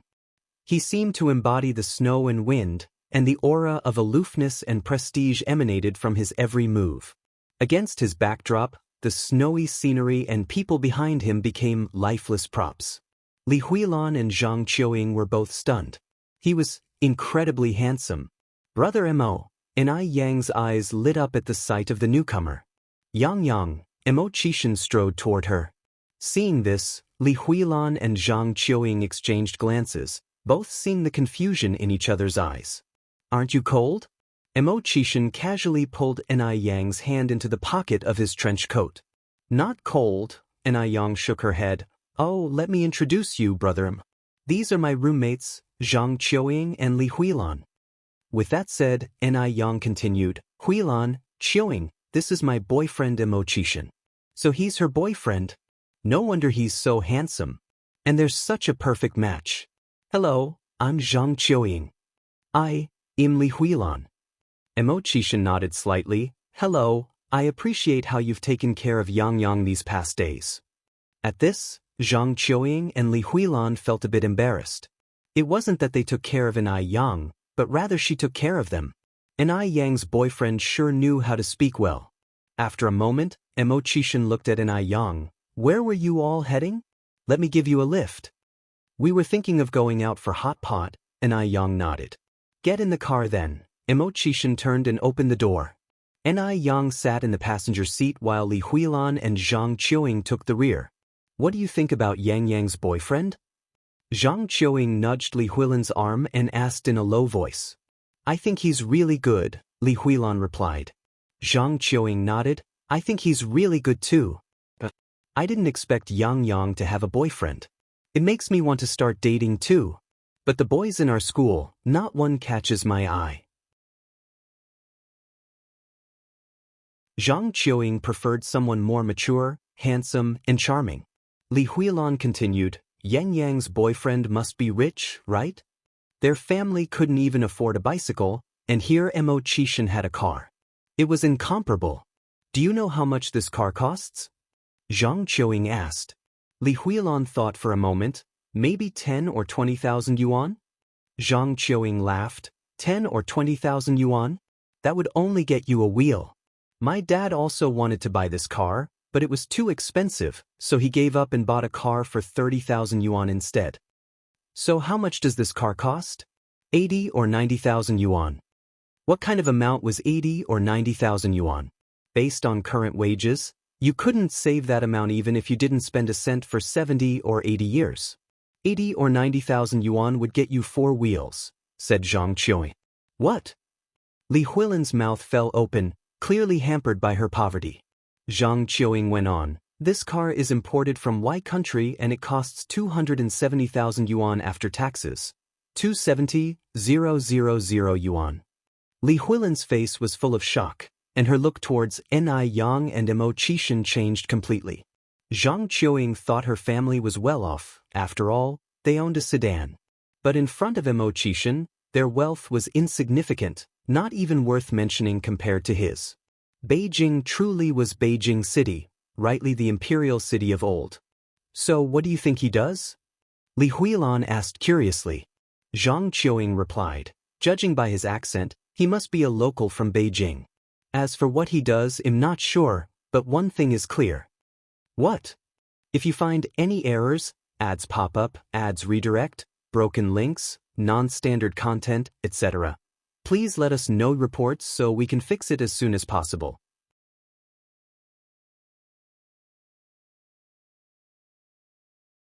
Chapter 10-11, Poor Vision _4. Definitely an office worker, you can tell by the way he dresses. Li Huilan nodded.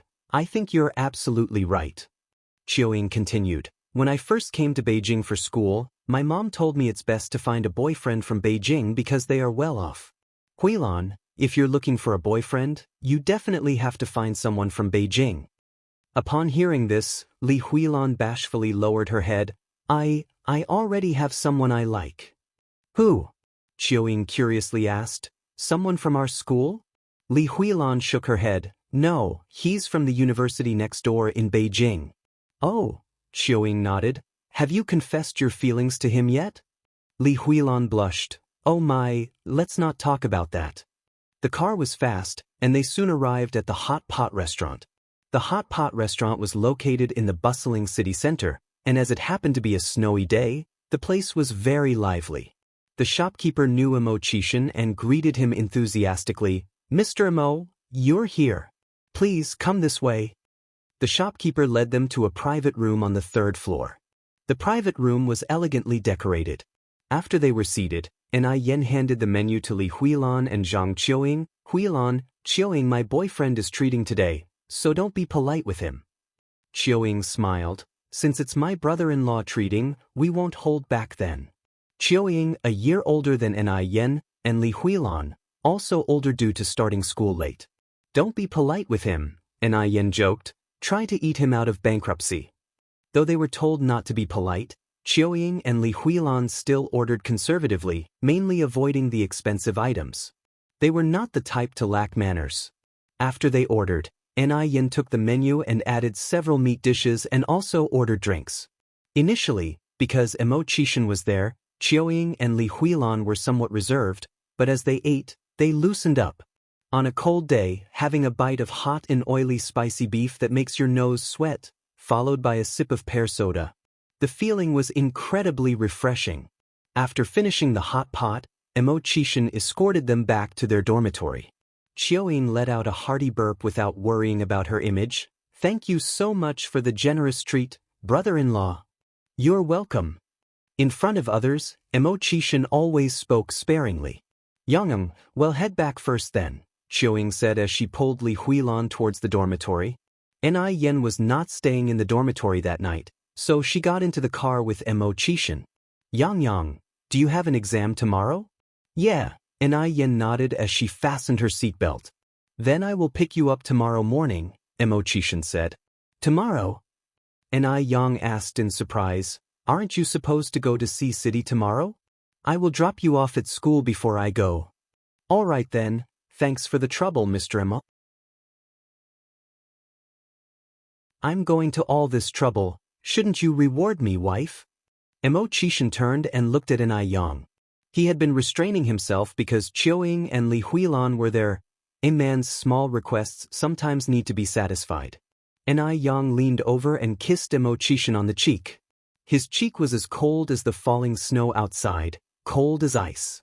Just then, Xianxia suddenly turned around, their lips met, and a wrist with a watch firmly held the back of her head. Look at the road. The sound of the brakes echoed, and the black car stopped at the side of the road. Fortunately, it kept snowing and the road wasn't icy, otherwise, Emo would have definitely turned the car over. After a while, the car started up again. Yen straightened her messy hair and looked back at Xianxia. You are not allowed to do that again. Do you know how dangerous that was? What am I not allowed to do? Xianxia raised an eyebrow slightly. What do you think? Playing dumb, Xianxia said. How would I know, wife? Why don't you demonstrate it again to help jog my memory?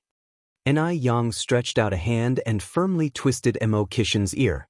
She did not hold back at all, causing Xianxia's ear to turn red instantly. Ancestor, I was wrong. Are you going to be cheeky again? Yen raised an eyebrow. No more. Really? More real than real gold. Then I'll let it slide this time. Yen withdrew her hand, satisfied. On the way back, the car was driven slowly. What was normally a 30-minute drive to Jinghua village took Xianxia an entire hour, and they still hadn't arrived. If you find any errors, ads pop up, ads redirect, broken links, non-standard content, etc., please let us know reports so we can fix it as soon as possible.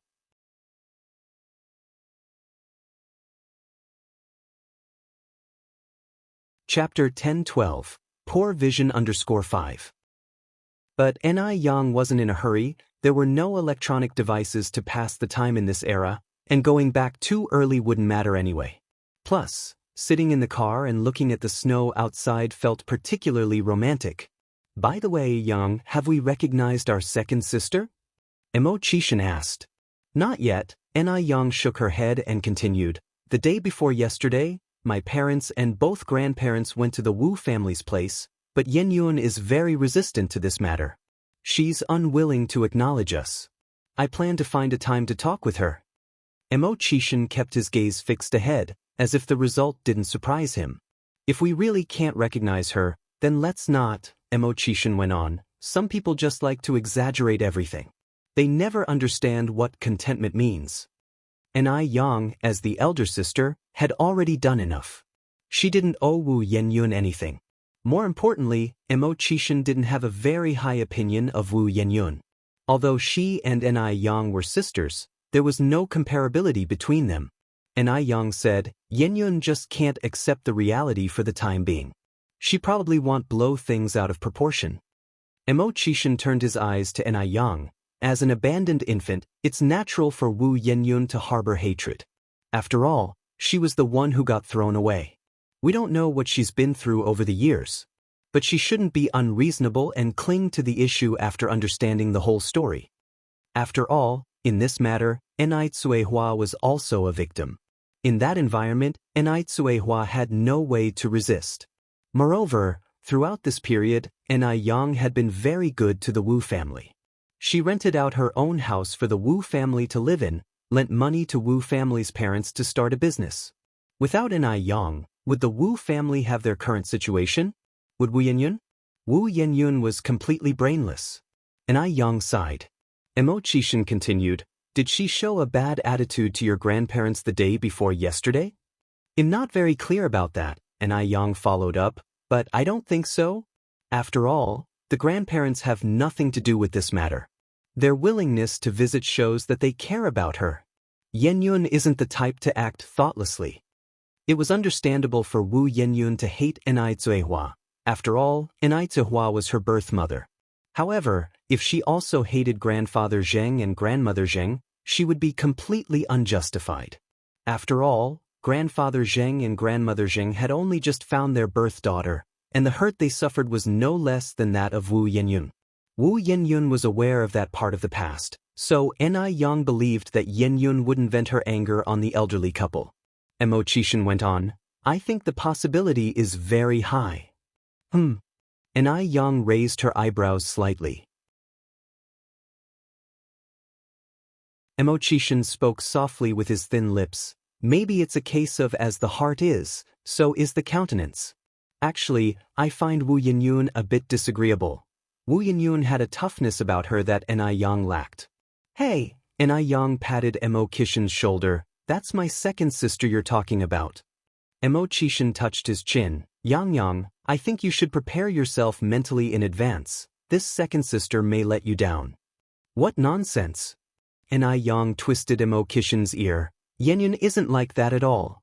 Mo Qixin immediately begged for mercy. All right. I won't say it. They'll just stop. Before long, the car stopped at the entrance of the Ni family's courtyard. Mo Qixin opened the car door, holding up an umbrella. Yang, we have arrived. Ni Yang leaned out to get off the car. Mo Qixin handed the umbrella to Ni Yang. You should go inside quickly. It's late, I won't come in. Ni Yang nodded. Mo go, then you be careful driving back.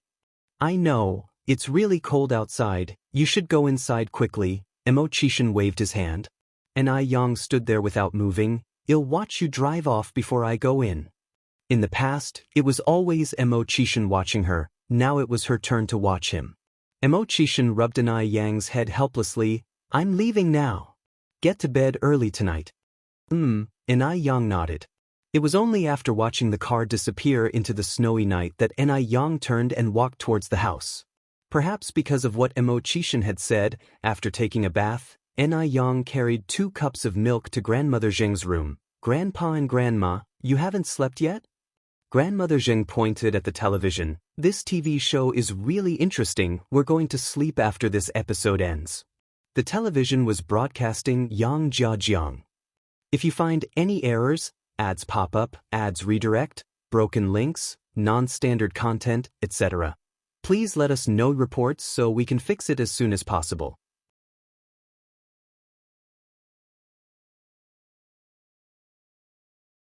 Chapter 10:13 Poor Eyesight _6. Ni Yang handed milk to both Elder Zheng and Elder Mrs. Zheng. Drinking a glass of milk before bed helps with sleep. As she finished, Ni Yang added, by the way, Grandpa and Grandma, how was Yenyun's attitude when you visited her the day before yesterday? Was she angry with you too? Elder Mrs. Zheng evaded the serious issue and lightly responded, she was abandoned at birth, so it's normal for her to be angry. Ni Yang raised her brows slightly. Did she really give you a cold look? No. Elder Mrs. Jing shook her head in denial. Your godmother was very warm to us. Yenyun didn't give us a cold look, it's just that her attitude towards your mom wasn't very good. Oh, is that so? Ni Yang sighed in relief. It seemed the situation wasn't as complicated as Mo Qishan had described. She knew that Wu Yenyun was not the kind of person to be unreasonable. Yang, when are you planning to have a chat with Yenyun? Elder Mrs. Jing continued to ask. Ni Yang had always had a good relationship with Wu Yenyun, and since Ni Yang had helped her before, Elder Mrs. Jing thought that once Wu Yenyun had calmed down, she would probably be somewhat receptive to what Ni Yang had to say, right? Ni Yang said, I'll go over when the winter break starts. Yenyun is just in her senior year this year, which is a critical time, and going now might distract her. By then, Yenyun would probably have calmed down a lot. And it was only a few days until the winter break started. Elder Mrs. Jing nodded her head. On the other side, in the Yihua University dormitory, Li Muzi saw Zhang Qiuying had switched skincare products and curiously asked, Zhang Qiuying, is this the ice skin jade face that Ni Yang brought you? Yes, Zhang Qiuying nodded. Li Muzi continued, how much is this? It's domestically produced, and it doesn't look that great. 210 yuan, Zhang Qiuying answered. 210. That's so expensive. A sharp scream suddenly rang out from beside them. Zhang Qiuying, you've been tricked by Ni Yang. How can this skincare be worth 200 yuan? The skincare my mom buys in M country isn't even that expensive. 210 yuan. It was absolutely shocking. The person who spoke was Zhou Ling, Li Muzi, and Wang Lisha were usually in sync, either sarcastic in their speech or acting high and mighty, socializing based on wealth, which was why Zhang Qiuying was indifferent towards them. Only someone who hasn't seen the world would make such a fuss. Although their family didn't have a lot of money, they wouldn't bat an eye at a skincare product worth 200 yuan. Wang Lisha appeared out of nowhere. Zhou Ling and Muzi aren't lying. I've already asked someone to inquire back home, and everyone says they've never heard of the Ice Skin Jade Face brand. Zhang Qiuying, I'm giving you friendly advice here. Better not use these dubious products. Beware of ruining your face. Wang Lisha came from a prosperous city, and her family had a certain influence there.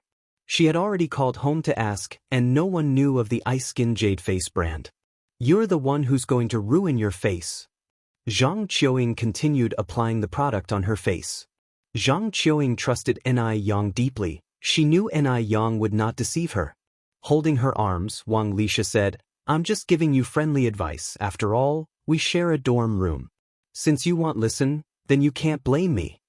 Keep your false concern to yourself, I don't need it.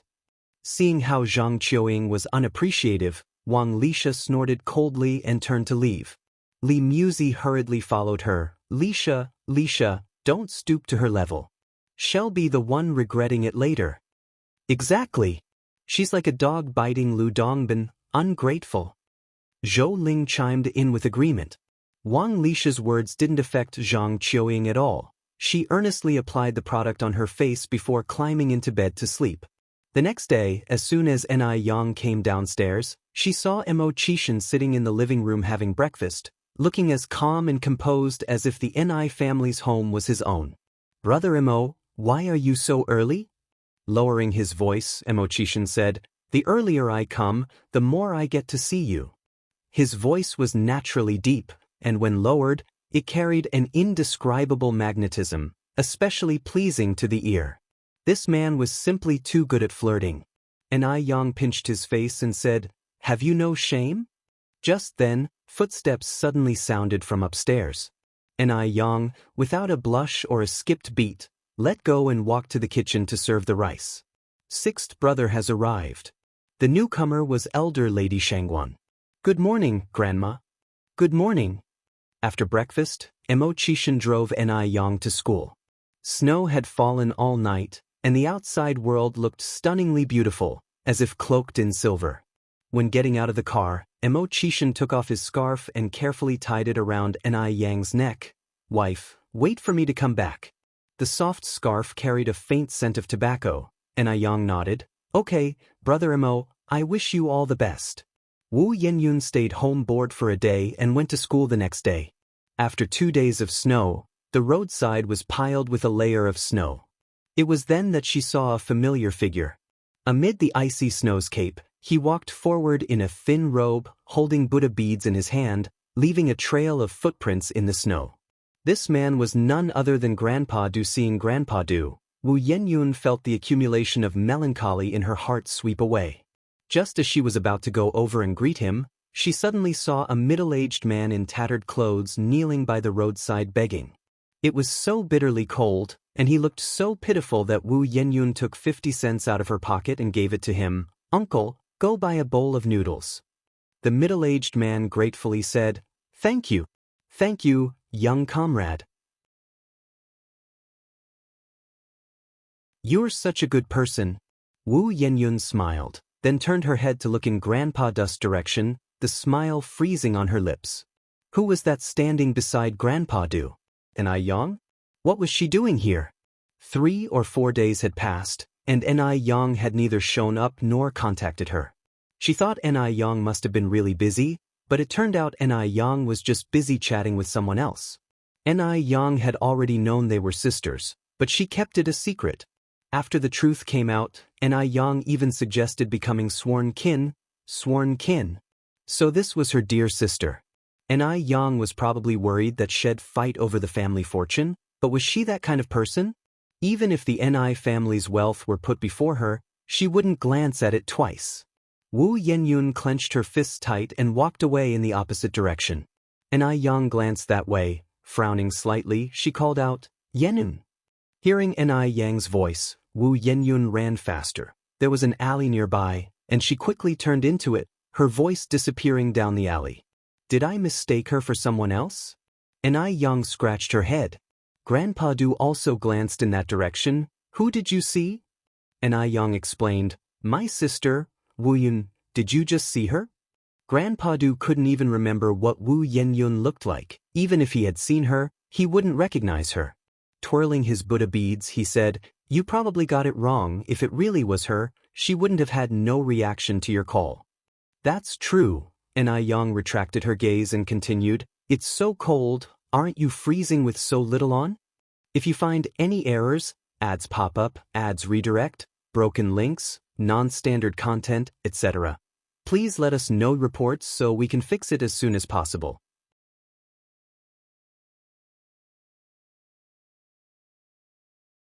Chapter 10:14. Tit for tat in the winter cold. Enai Yang, even clad in a thick down jacket, felt cold. However, Grandfather Du still wore that same old-fashioned long robe, stepping around in a pair of cloth shoes.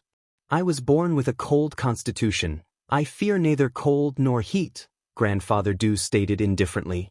Enai Yang nodded as if she had just remembered something. "Oh, right, I think I've heard you say that before." Back in summer at the airport, when they were seeing Xianxia off, Enai Yang had even joked that Grandfather Du's physique was ideal for medical experiments. "Why are you alone? Where's Peiji?" Grandfather Du twisted his Buddha beads, continuing to inquire. "He's gone to Sea City," Enai Yang replied. Grandfather Du nodded slightly. As he passed the middle-aged man begging for alms, he instinctively reached for a banknote from his person to throw into the bowl. But just as he was about to toss it, a pale hand blocked his. "Don't give it to him." The middle-aged beggar was stunned, having thought he was about to score a small fortune today, only to have someone block his money-making path. This young girl was just too cruel. Not giving money was one thing, but to prevent others from giving. Couldn't she see how pitiful he was? Compared to the comrade who had just readily parted with 50 cents, she was far worse. The middle-aged man's face looked unpleasant. Grandfather Du looked up. The owner of the hand was Enai Yang, his face showing bewilderment, as he knew that Enai Yang was not someone without compassion. "He's a professional beggar," Enai Yang explained. "A professional beggar?" Grandfather Du was somewhat puzzled. Enai Yang continued, "Simply put, someone who lives off begging. Don't think he looks pitiable now. When it comes time to clock out, his food and drink, his clothes and housing are all better than anyone else's." Though poor, he held firm to his pride. True paupers would not beg. It was the 80s. China's economy was thriving. As long as one had strength and wasn't disabled, basically no one would starve to death. In the future, professional beggars could be seen almost everywhere. In subways, in malls, some professional beggars were worth millions, owning dozens of apartments in the city.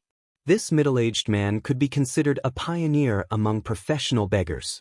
How can you tell that he is a professional beggar? Grandfather Du asked. Ni Yang's tone was indifferent, not afraid of being overheard by the kneeling professional beggar. Look at how physically strong he is. He doesn't seem disabled at all. Since he's not disabled and in the prime of life, why can't he earn money with his own labor?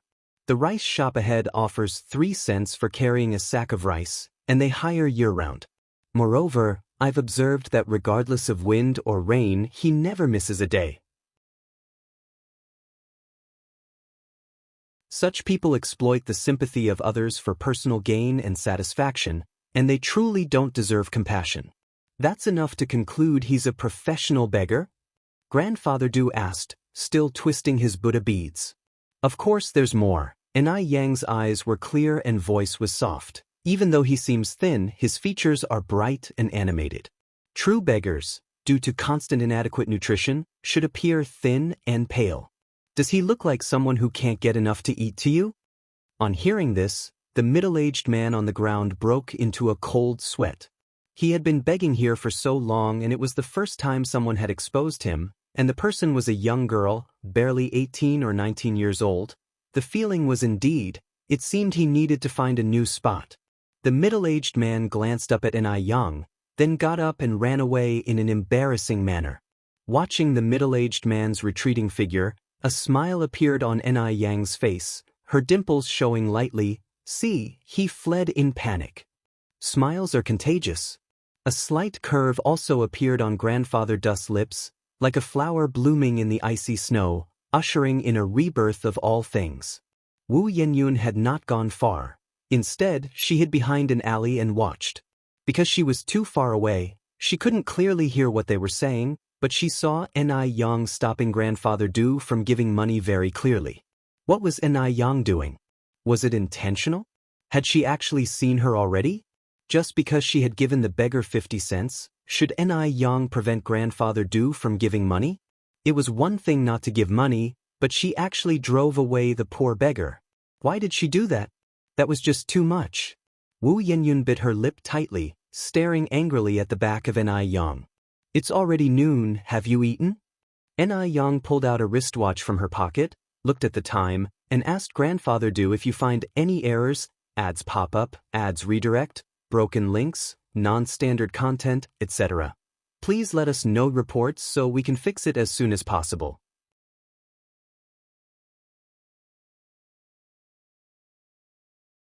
Chapter 10:15, Tit for Tat _2. No, Grandpa Du shook his head. With the idea of caring for the elderly who live alone in mind, and recalling Imo Kishin's advice, Ni Yang continued, then let's go have dinner together. I haven't eaten either. Okay. Grandpa Du originally thought Ni Yang would take him somewhere fancy, but instead, she took him to an unknown food street. In the cold weather, the food street was bustling with people and the scents of various foods mingled together. It was quite fragrant, but for someone like Grandpa Du who was accustomed to high-end hotels, it was somewhat uncomfortable, mainly because such roadside stalls couldn't possibly be very clean. Grandpa Du glanced at Ni Yang and saw no sign of disgust in her eyes. This person really isn't picky. In fact, Ni Yang wasn't particular about food at all. She could be seen in high-end Western restaurants elegantly eating steak or sitting at a roadside stall eating spicy hot soup without any care for her image. As long as it tastes good, what's the fuss about? If you're always worried about this and that in life, what's the fun in that? Sit down. Ni Yang led Grandpa Du to a wonton stall and sat down. Don't be fooled by the simplicity of this stall. It's actually quite tasty. Technology is advancing, and the times are progressing. In the past, wontons were only available in Guangguan, but now, as more people start businesses, Beijing's delicacies have also increased. Grandpa Du leaned forward and sat opposite Ni Yang, placing the Buddha beads on the table and taking out a handkerchief from his pocket, meticulously wiping the bowls and chopsticks. Ni Yang raised her eyebrows slightly, This person is quite particular. Eating at a roadside stall and still worrying about hygiene? Boss, give me a bowl of chicken soup wontons. As she spoke, Yang looked at Grandpa Du. What would you like? They have rice noodle rolls here as well. The same as you, Grandpa Du glanced down. Okay. Yang nodded and told the shopkeeper, then we'll have 2 portions of chicken soup wontons, and also 1 spicy duck head and 1 gizzard, that's all. Alright, just a moment. Soon, the wontons and braised duck head were served. Yang grabbed a duck head immediately. I'm starting, don't be shy. First, she took a bite of the spicy duck head, letting the spicy and fresh taste fill her mouth, then followed it with a sip of delicious chicken soup. It was incredibly satisfying. Seeing Yang's satisfied expression, Grandpa Du also picked up a duck head and took a bite. Although the taste wasn't as exquisite as that of the fancy places, it wasn't as bad as he had imagined. Try the gizzard too, it's also pretty good. Yang finished a duck head and shifted her attention to the gizzards. They gradually felt warm while eating. Yang took off her scarf and looked at Grandpa Du, whose forehead had no trace of sweat, envying his physique. After finishing their meal and leaving the food street, Yang said, "How was it? The taste of the roadside stall isn't bad, right?" "Much better than I imagined." Grandpa Du fiddled with his Buddha beads.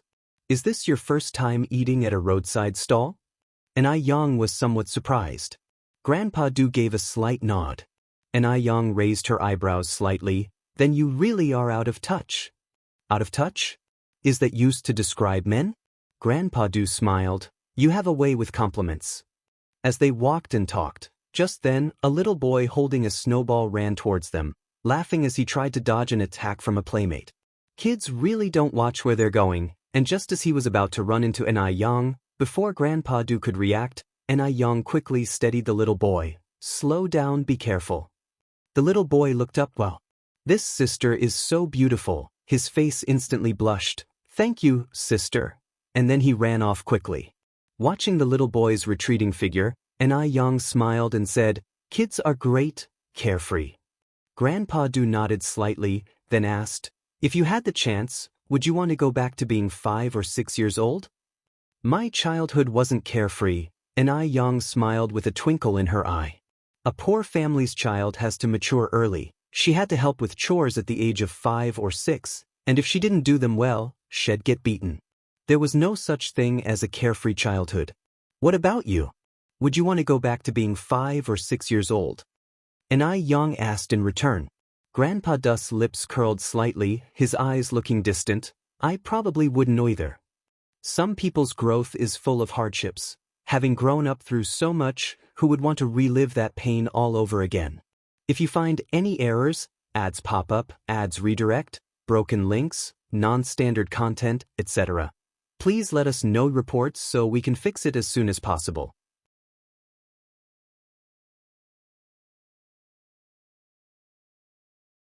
Chapter 1016, Tit for Tat _3. If time could flow backward, he wanted to return to 3 years ago. To meet some people a bit earlier, and some events. But in this world, where is there talk of time reverting?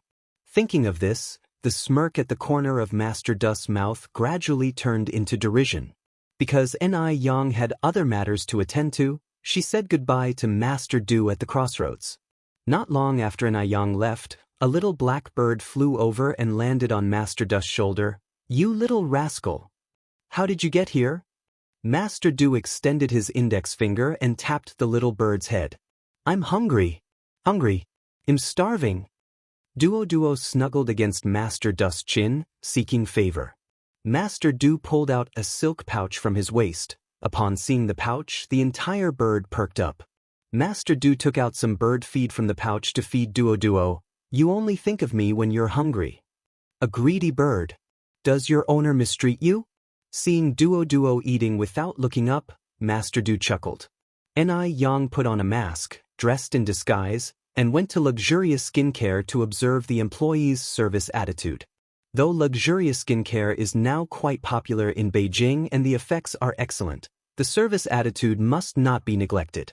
After all, in the future, many luxury brand clerks would get a bad reputation for their arrogance. Customers aren't coming to spend money to get mistreated, after all. Possibly because there was a commission involved, Ni Yang visited 4 stores, and the service attitude in each was particularly good. They would actively explain the membership system to customers and promote skincare products suitable for the consumer's skin type. Of course, training played a part in all this. Before each employee started, Ni Yang would arrange for a foreign instructor to provide training. The first point in the employee handbook was to avoid being snobbish. Do not look down on any customer. Even if a customer enters the store wearing patched clothes, they must be greeted with a smile. Ni Yang was very satisfied with everything she saw and planned to give them a raise next month. Just then, a young woman came running toward the store in a hurry. She was so rushed that she didn't see the glass door in front of her. With a thud, she crashed directly into the glass door. "Are you okay?" Ni Yang quickly helped her up. The young woman seemed to be in her early 20s, sporting the latest popular permed hair and wearing bright red lipstick, with her brows shaped like willow leaves and her eyes, like crescent moons, exceptionally spirited. However, she was dressed in a light blue work uniform, apparently having just gotten off work before rushing here. Ni Yang suddenly remembered that today was the day Luxurious Skincare was selling a limited edition set, but by now, the limited edition product was already sold out. I'm fine, thank you, comrade. I've got to run, I have things to do.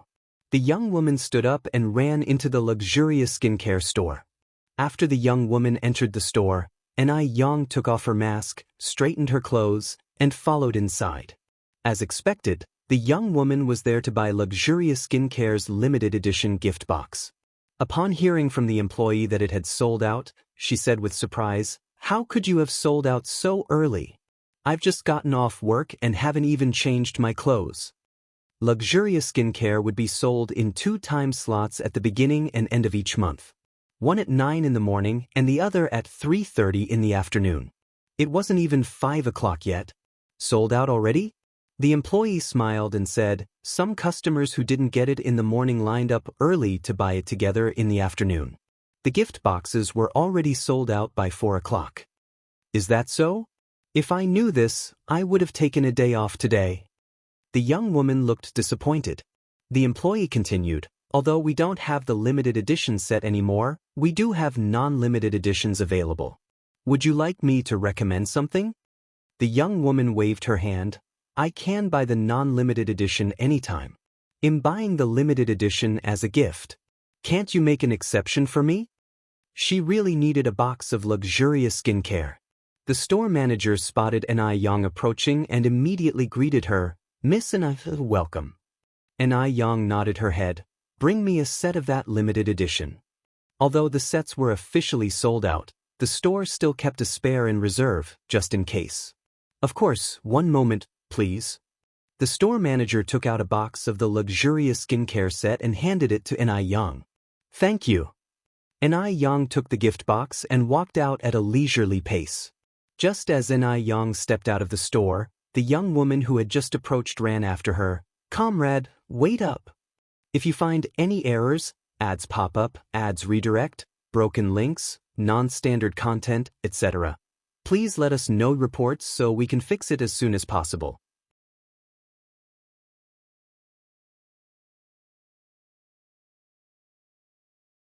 Chapter 1017, Tit for Tat _4. Is there something you need? Ni Yang glanced back slightly. The young woman was taken aback, apparently not expecting Ni Yang to be so attractive. Comrade, may I ask how you managed to buy this limited edition of Ice Skin Jade Skin? When I went to buy it just now, they said it was already sold out. Ni Yang smiled slightly. I know the store manager at their place a bit, and this was specially reserved for me. The young woman nodded and then said, Comrade, wait a moment, can we discuss something? What is it? Asked Ni Yang. The young woman continued, Comrade, let me introduce myself first. My name is Li Tong and I work at Morning Light Group at number 85 Goldie Road. Don't worry, I'm not a bad person. Ni Yang replied with a smile, I know you're not a bad person. Li Tong said, "Hey, race the thing, comrade, I urgently need a set of the limited edition Ice Skin Jade Skin gift box for a gift. Would you be willing to sell me the one you have? I'm willing to pay 3 times the price. Is that okay?" Li Tong was very sincere. And Yang hesitated for a moment, then said, "I can't." "Why not?" "Each box of Ice Skin Jade Skin costs 210 yuan, and 3 times that is 630 yuan. That would be quite a profit." Li Tong became anxious. "Comrade, do you think the money is too little? If 3 times isn't enough, I can do 5 times. We can negotiate the price. Since you know the store manager, you could just ask him to reserve another box for you later. That way, you could make a nice little profit." And Yang said with a laugh, "It's not about the money, I also need it for a gift. How about you leave your contact info, and I'll sell you a box tomorrow." "Ah, what a coincidence." Although a bit disappointed, Li Tong was still not ready to give up. "Comrade, please sell it to me. The person I want to give it to has their birthday today, and it won't mean as much after today." Li Tong was really in a hurry. Li Tong had a relative who was difficult to talk to but very wealthy, and this relative was in their 50s, without children or a spouse. Whoever could win her favor wouldn't have to worry about money in the future. For a woman in her 50s, wrinkles are the enemy, and this relative also cared immensely about her appearance.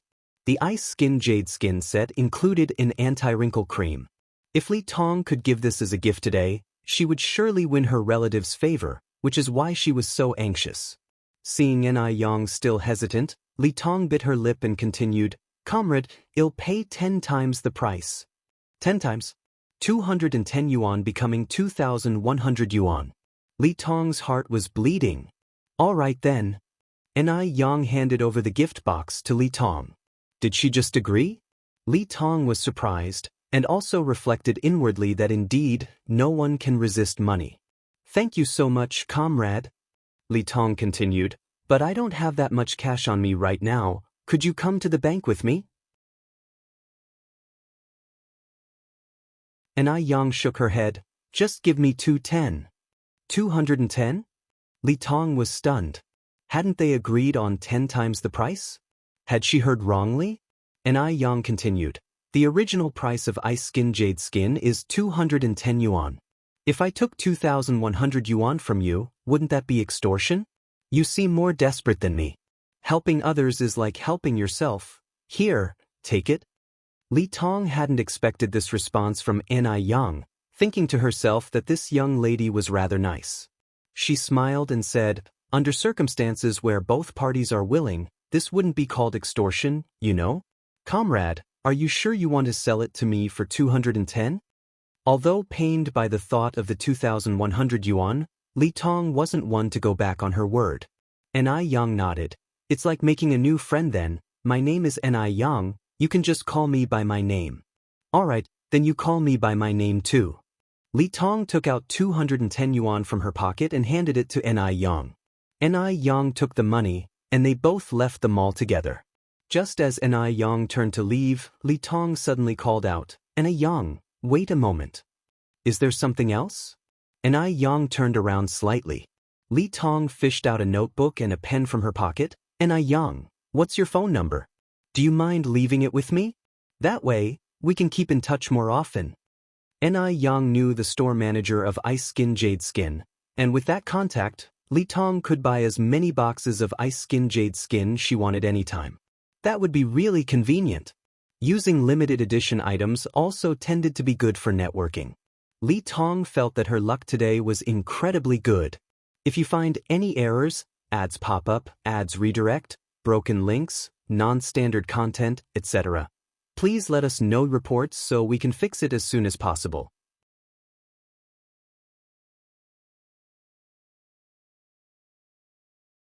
Chapter 10:18 Tit for Tat _5. Yang wanted this exact effect and nodded, saying, "All right." Then he recited a string of phone numbers. After memorizing Yang's phone number, Li Tong tore a page from his notebook and handed it to Yang. "Yang, this is my house's phone number." "Okay," Yang nodded slightly. The next day was Saturday, and Zihua went to the Wu family. Having learned from the last experience, this time she didn't bring old Master Zheng or old Lady Zheng, nor did she bring Shengguan Dewei. She came quietly. The door of the Wu family was closed. And Ai Cuihua stood at the door and knocked. Knock, knock, knock. After a short while, the door opened. The person who opened the door was Wu Deng. Seeing Ai Cuihua, Wu Delong joyfully said, "Andy Hua, you've come." And Ai Cuihua, smiling, handed the candies she was holding to Wu Deng. "Deng, is your mom at home?" Wu Delong shook his head. "Mom went to Dad's company." Wu Jinshu was in charge of the construction site for Ni Yang at Jinghua Village. Someone had to supervise the construction company. "Is your sister at home?" And Ai Cuihua continued to ask. "She's at home, just sister and us," Wu Delong answered. And Ai Cuihua nodded. Wu Delong then said, "Andy Hua, please come in and sit." He then raised his voice and yelled towards the inside, "Big sister, we have guests. Come out." And Ai Cuihua followed Wu Delong inside. Wu Yenyun and Wu Erlong came out of the room. "Who's here?" "Yenyun, it's me." And Ai Cuihua emerged from behind. Seeing Ai Cuihua, Wu Yenyun's expression instantly changed. The last person she wanted to see now was Ai Cuihua. The sight of Ai Cuihua reminded her that she was a child abandoned, and also brought back memories of her tragic past. "Why are you here?" "Yenyun, Facing Wu Yenyun, Ai Cuihua seemed a little flustered. "I've already made it very clear last time, our family doesn't welcome someone like you, please leave immediately." Wu Yenyun pointed towards the door. Wu Delong frowned. "Big sister, how can you speak to Auntie Hua like that? You're being so rude." "That's right, big sister. How can you ask Auntie Hua to leave? She's a guest. She's also an elder." Wu Erlong also seemed upset. And Ai Cuihua had always been so kind to their family, how could Wu Yenyun act this way? Wu Yenyun looked down at her two brothers. "This has nothing to do with you two, go back to your room." Wu Delong refused to go, and Wu Erlong also remained standing. "Go back now." Under pressure, Wu Delong had no choice but to head towards the room, taking Wu Erlong with him. Just before they reached the room's door, he looked back at Wu Yun. "Big sister, if you dare to be rude to Auntie Hua, when Dad and Mom come back, I am going to tell them. Let them punish you." After Wu Dalong and Wu Erlong went into the room, Wu Yenyun coldly faced Ai Cuihua. "A person lives with a face, a tree lives with a bark, what exactly do you want, to stop harassing me?" Ai Cuihua, with tears in her eyes, said, "Child, I know I've wronged you, what do I need to do to earn your forgiveness?" No matter how Wu Yenyun treated her, this child was still the one she carried for 10 months. Not protecting her own child, it was her failure. She just wanted to compensate Wu Yenyun more. "Forgive you?" Wu Yenyun looked at Ai Cuihua, her lips curling with sarcasm. "From the moment you abandoned me, I will never forgive you again. Since you decided to throw me away at the beginning, why pretend now? It really makes me sick." Sick? So her own daughter found her disgusting. And Ai Cuihua felt as if a knife was cutting through her heart. "Yenyun, don't be like this. Listen to my explanation. At that time I had no choice. The Mu family valued boys over girls." She had resisted, but resistance only resulted in a severe beating. At that time, Ni Yang was still young, and her family wasn't supportive, so she could only watch as her newborn daughter was discarded. Her daughter was discarded, and she felt more tormented than anyone. No choice? No choice allows you to throw away your own daughter? Did you ever think, I am a human life? If I hadn't been picked up by my mom, I'd be dead by now. You have no rights to my forgiveness. Everyone urged her to let go of the past, to try and understand Ni Cuihua's hardships. They said it lightly because none of them were the ones who were abandoned. They will never understand her pain. If you find any errors, ads pop up, ads redirect, broken links, non-standard content, etc., please let us know reports so we can fix it as soon as possible.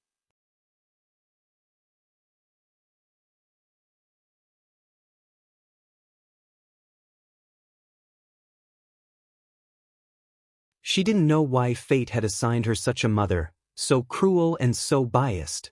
Ni Yun is already 3 years old in nominal age. I had just been born when I was abandoned.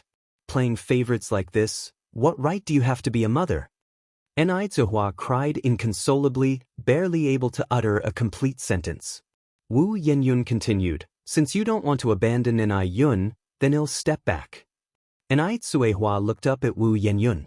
If you don't want to abandon Ni Yun, then drive Ni Yang out of the house, sever the mother-daughter relationship, and from now on live your lives completely apart. Wu Yenyun enunciated each word, making Ni Kuihua's heart grow colder. Are you joking with me? How could she possibly sever the mother-daughter relationship with Ni Yang? She couldn't do it. If it hadn't been for Ni Yang bringing her back from Dam Village, would she even have her current life? If it were Ni Yang standing in Wu Yanyan's shoes today, would Ni Yang be so aggressive? The answer was clear. Ni Yang definitely wouldn't act this way. I'm serious. Wu Yenyun continued, if you really were a fair mother, if you truly intend to acknowledge me as your daughter, then you should let your other daughter experience the pain I went through back then. If Ni Zuehua was willing to break with Ni Yang, then she would be willing to forgive Ni Zuehua. It was a matter of how much she mattered to Ni Zuehua. She was just returning the favor. Ni Zuehua looked at Wu Yenyun with a heart-wrenching pain and said, she's your sister. Child. She's your sister. If it hadn't been for your sister, I would be dead by now. You wouldn't have what you have now. How could you speak such words? Where is your conscience? Conscience? Wu Yenyun looked at Ni Zuehua, her lips curling with sorrow. Her conscience had been eaten by dogs long ago. And Ni Zuehua has the nerve to ask about her conscience. They all said Ni Yang had helped her. But without the Zheng family's influence, what could Ni Yang have done to help her? Ni Yang had known about her origins for a long time but kept it hidden, offering help out of guilt. Ni Yang wouldn't even spare a beggar on the street side, so how could she have been so kind-hearted as to help her? She had misjudged the person. Get out! Wu Yenyun didn't want to say any more, pointing at the door and saying, get out, right now. As a child who was thrown away, Wu Yenyun had already been forbearing, but her blood-related mother kept disappointing her. Ni Zuehua took a deep breath. Child, I hope what you said today was just an impulse. I'll be leaving first. Wu Yenyun thought that Ni Zuehua would stay, continuing to plead for her forgiveness. But she hadn't expected Ni Zuehua to actually leave. She left without looking back. She was the one who'd been cast aside, so why should she suffer so much pain and humiliation? Wu Yenyun sat in the chair and sobbed silently. Ni Zuehua walked down the road, her soul seemingly in tatters. She didn't understand why Wu Yenyun had become like this. This child wasn't like this before. 2 hours later, Ni Zuehua finally returned to Jinghua village. Ni Yang saw that something was wrong with her and asked her what had happened. Ni Zuehua sighed, I went to see Yenyun, but she still can't let go of the past. Yang, didn't you say you wanted to have a good talk with Yenyun? She's still very angry now, so it's best if you don't go recently, lest she takes out her anger on you. She didn't mention the 2 conditions that Wu Yenyun raised. Subconsciously, she still hoped Wu Yenyun would come around. People say things they don't mean when they're extremely emotional. Maybe after some time, she'll have a change of heart. Ni Yang slightly furrowed her brow. Is Yenyun still very angry? Ni Zuehua nodded her head. A misunderstanding could be resolved. Ni Zuehua had made trip after trip, pouring out a mother's sorrow. Ni Yang didn't understand what grudge still lingered in Wu Yanyan's heart. Could it be just as Mo Qishan had said, that Wu Yenyun was making a big deal out of it? Let's leave it at that. I'm going upstairs to sleep for a while, Ni Zuehua said as she walked upstairs. If you find any errors, ads pop up, ads redirect, broken links, non-standard content, etc., please let us know reports so we can fix it as soon as possible.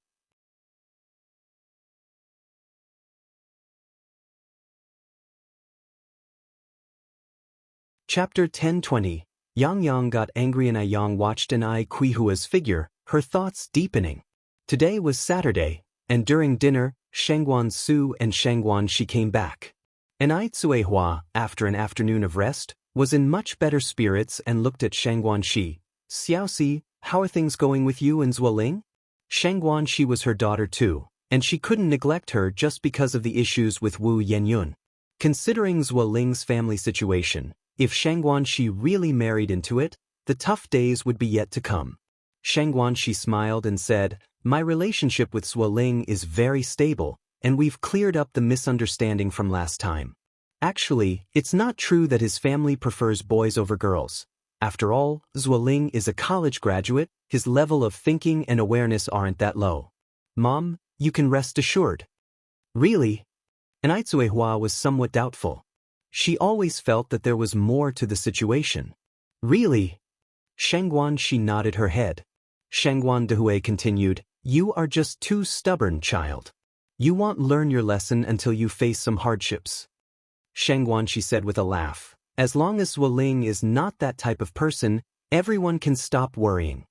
Xianxia Granny helplessly shook her head, her eyes filled with concern. So the child was just too much like Sufun. Sometimes, the more you try to persuade, the more counterproductive it becomes. Xianxia Su looked at Xianxia. "Do you know that Chenjun has come back?" "Yes," Xianxia nodded her head. "He even gave me a ride to my unit the day before yesterday morning." Xianxia Su joked, "Chenjun graduated from a famous university abroad, and I see that he cares about you quite a bit. Being with him would surely be better than being with Zuoling." Phew! Xianxia spit out a mouthful of rice and couldn't stop coughing. And Aitsuehua quickly grabbed a tissue and handed it to Xianxia, patting her back. Slow down, slow down." Xianxia casually wiped her mouth and looked at Xianxia Su with an expression of disbelief. "Brother, what are you joking about? Wu Lao-san and it's impossible." Xianxia Su said calmly, "How do you know it's impossible without trying? When it comes to family background, looks, and capability, he is at least 100 times better than Zuoling. Compared with Wu Chenjun, what was Zuoling?" It was Xianxuan's lack of judgment that made her fancy someone like Zuoling. Brother, please stop." An uncomfortable Xianxia said, "Wu Lao-san and I grew up together like close buddies. Can buddies become partners? Don't try to matchmake randomly." Xianxia Su picked up a piece of braised pork. "If you really have no thoughts about it, just ignore what I said. But if you end up with Zuoling and suffer in their family, don't come crying to me." Xianxia laughed. "Don't worry, bro.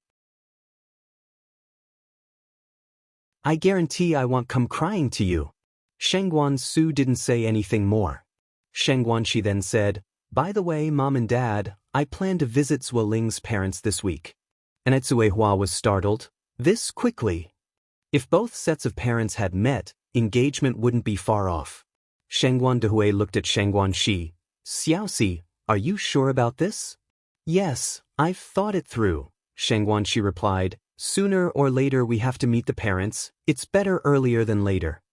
And Aitsuehua frowned and then said, "Xiaoxi, don't tell Zuoling's parents about our family's true situation when you go this time. As for gifts, there's no need for anything too expensive. Just buy some fruit, bring a couple pounds of meat, and 2 pounds of brown sugar." Isn't that too shabby?" Xianxia was taken aback. Xianxia was originally planning to bring a box of ginseng from Changbai Mountain. Xianxia put down his chopsticks. "I think your mother is right. Zuoling's family situation is too complex. If you bring expensive gifts on your first visit, you might not see their true colors." "All right," Xianxia nodded. "I'll listen to you." Xianxia was stubborn when it came to emotional matters, but she would still take her parents' advice on some things. After all, her parents were looking out for her best interests. After dinner, Grandma Jing found Aitsuehua. "Ting, did you go to see Yenyun again today?" Aitsuehua responded with surprise. "Mom, how did you find out?" Grandma Jing said, "I could tell something was wrong with you this afternoon. Is Yenyun still unwilling to forgive us?" Aitsuehua nodded her head. Grandma Jing sighed. "Maybe you just don't have that mother-daughter fate with her. If you find any errors, ads pop up, ads redirect, broken links, non-standard content, etc., please let us know reports so we can fix it as soon as possible."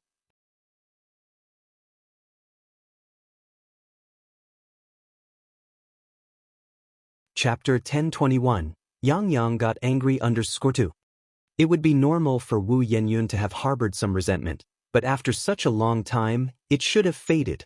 She had her own suffering, but Enai Zuihua had her own grievances too. And besides, Wu Yenyun wasn't young anymore. Grandma Jing patted Enai Zuihua on the hand. Ting Ting, I'm going to say something you might not want to hear, but if you really can't recognize her as your daughter, then let it be. A twisted melon is never sweet. Enai Kuihua's eyes reddened, but she is still my daughter. She was the one who had wronged Wu Yenyun. No matter what, she still hoped that Wu Yenyun could forgive her. As a mother herself, Grandma Jing understood the pain in Enai Kuihua's heart.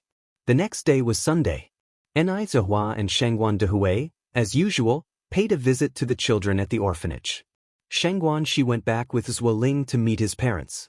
Shangguan Shi didn't bring anything expensive, just some apples and bananas, and then 2 pounds of meat and 2 pounds of brown sugar. Zuoling, do you think your uncle and auntie will like me? Shangguan Shi was a bit nervous. Zuoling smiled. No way, I guarantee they'll love you. Although Zuoling's parents had a preference for Chen Laibao, Zuoling had made his intentions clear to them. Even if they didn't like Shangguan Shi, they'd have to feign their approval. After saying this, Zuoling continued, Xiaoxi, it's Sunday today and the nanny has the day off. It's just my dad and mom at home. There's something I need to tell you in advance. Go ahead. Zuoling explained, my mom used to be a little leader at her workplace, so her temper can be a bit idiosyncratic. If there's any lack of hospitality, please don't take it to heart. She's just used to giving orders, but she's not a bad person at heart. Knowing his mother's character, Zuoling needed to give Shangguan Shi a heads up. Having been with Shangguan Shi for 3 years, Zuoling knew that she was an empathetic and understanding girl. As long as things were explained to her, she would understand. Shangguan Shi nodded, don't worry. Let's go then. It wasn't long before they arrived at the Zhou family home. The Zhou family lived in a residence allocated by the unit, within a courtyard where everyone knew each other. The environment in the courtyard was quite nice, neat and tidy, though it paled in comparison to the Enai family's detached courtyard house. Seeing Zuoling bring a young and beautiful girl home, everyone teased him with a smile. Xiaozua, who's this? Your girlfriend?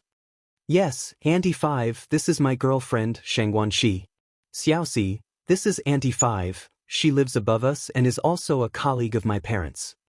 Shangguan Shi greeted her politely, hello, Auntie 5. Hello, this girl is quite pretty. No wonder Zuoling wasn't interested in Chen Laibao. Compared to Shangguan Shi, Chen Laibao just didn't hold a candle. Hearing someone praise Shangguan Zai's looks, Zuoling's face beamed with pride. Marrying a beautiful bride like her was his own achievement. Could Auntie 5's son ever manage to marry someone as beautiful as Shangguan Shi? The Zhou family lived on the 3rd floor in a spacious 3-bedroom apartment. The place was tidy, which also showed that Zuoling's mother was a person who liked cleanliness. Shangguan Shi, who had a mild case of OCD, was relieved to see how neat and clean the Zhou family home was. Zuoling's parents were sitting on the sofa. Zuoling introduced Shangguan Shi to them. Dad, Mom, this is my girlfriend, Shangguan Shi. Shangguan Shi, very politely, placed the gifts she had brought aside. Hello, Uncle and Auntie. I'm Shangguan Shi, you can just call me Xiaoxi. Zuoling's mother glanced sideways at the gifts Shangguan Shi had brought. Bananas, apples, meat, brown sugar, just ordinary things nobody wanted. Did they seem like a family that couldn't afford meat to her? Not bringing some nutritious and valuable gifts on the first visit, it seemed like she had no home training. Every time Chen Laibao visited, she would bring bags of good stuff. Malted milk, royal bee jelly, bird's nest, and with that, she wanted to marry her son? In her dreams. Zuoling's father stood up with a smile. You girl, there was no need to bring anything. Come, sit down, sit down. Zuoling kept winking at his mother. Seeing it was for her son's sake, Zuoling's mother stood up. We didn't know in advance you were coming, so we didn't prepare anything.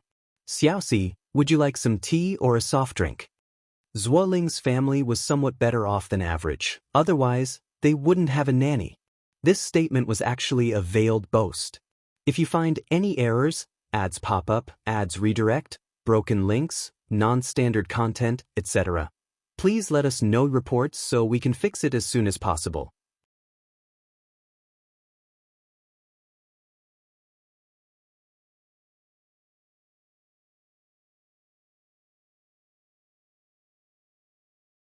Zuoling's mother sized up Xianxia and then asked, Xiaoxi, how much do you weigh? Xianxia was stunned. Huh? What did you say? Zuoling's mother asked, I'm asking what your height and weight are. This Zuoling's mother's character was indeed peculiar.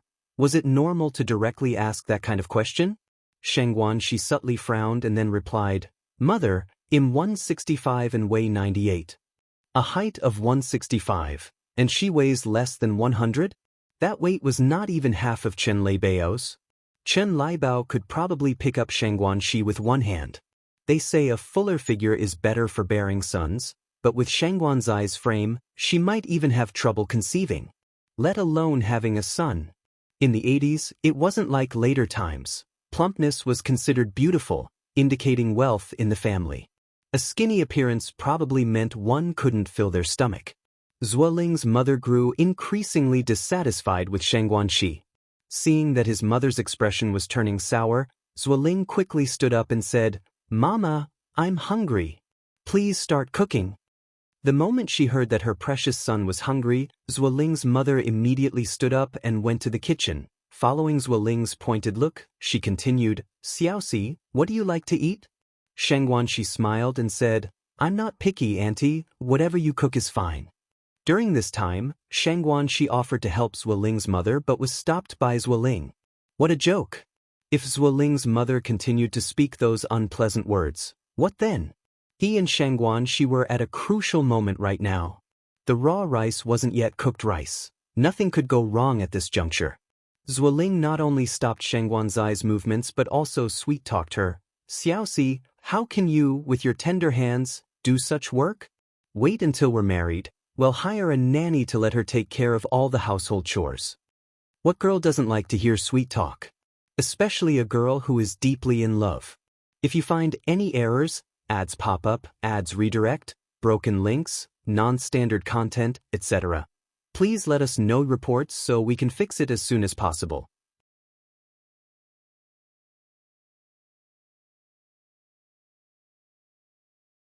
Chapter 1023. Yang got angry _4.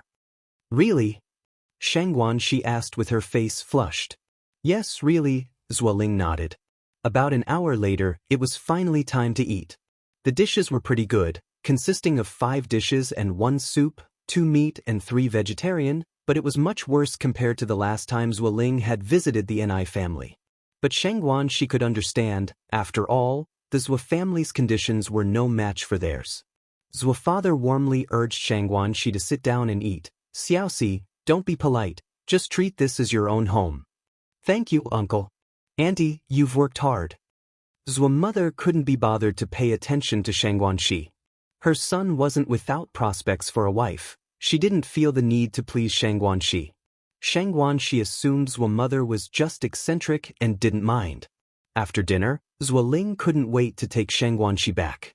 Zhuo mother took the gift Xianxia had brought. Xiaoxi, you're too polite bringing such expensive gifts to just visit. Please take them back. Zhuo mother deliberately emphasized the word expensive. Who would crave such trivial items? Xianxia didn't catch the implied meaning from Zhuo mother and smiled. It's nothing expensive, just some fruit. You don't have to be so polite. You take them back, continued Zhuo mother. Take them back for the elders at home to enjoy. It must have been a long time since you've had meat in the village, right? Ah. Xianxia was stunned. Zuoling quickly took the items from Zhuo mother's hands, smiling. Mom, why be so formal with Xiaoxi? Since she specifically bought them to show her respect, you should just accept them. Zhuo mother looked at Zuoling with a face full of disappointment. That Xianxia, with a poor family background, couldn't even bear sons. She wondered what Zuoling saw in her. It was simply bewitchment. As soon as the two left, Zhuo mother's expression turned cold. What's this all about? Zhuo father asked curiously. Do you think she's worthy of our Lingling? Zhuo mother asked, pointing outside. Before meeting Xianxia, Zhuo father also thought she wasn't worthy of Zuoling, but having seen her, He now thought Chen Liebao wasn't worthy of Zuoling men, who wouldn't prefer someone beautiful. Chen Liebao looked like a pig and was unapproachable. Besides her poor family background, everything else is tolerable, the grandfather said. Tolerable? What can I say? You think her petite frame looks like she can bear sons? Zhuo mother angrily said, do you want to see the Zhuo family lineage end with your son?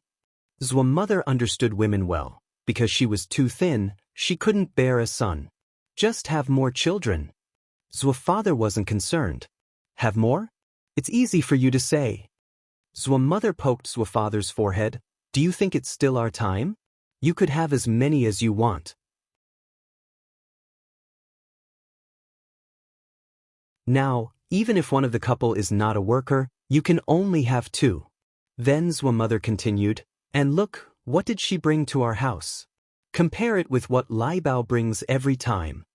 And another thing, I was exhausted in the kitchen, and she didn't even offer to help. She really thinks she's some kind of precious lady. What good is having such a bride back home? Just to worship her as an ancestor? At this, Zhuo father nodded. It seems you do have a point. It is the point. Zhuo mother continued. Besides, after marrying Liebao, Lingling wouldn't have to worry if he doesn't work for the rest of his life. Marrying Shangguanxi, what can she offer him? Just a burden. Zhuo father, who was indecisive, was convinced by Zhuo mother in just a few sentences. Then when Lingling comes back, well, talk to him about it. On the other side, Zuoling brought Shangguanxi to the roadside. Shangguanxi said, Zuoling, I feel like your aunt doesn't like me much. She wasn't foolish, of course. She could see that Zhuo mother had issues with her, and they were not minor. Zuoling chuckled. Don't overthink it, my mom is just like that. Didn't I tell you beforehand?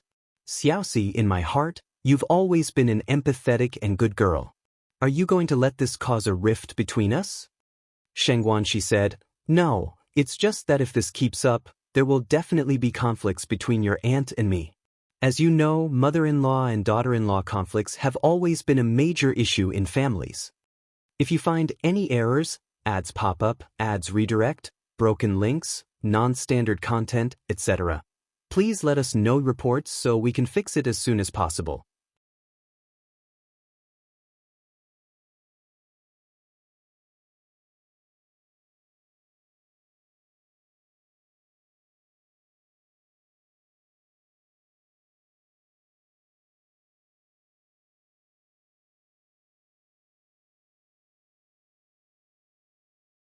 Later on, my noodle business improved, and I got my first storefront in Beijing, then a second.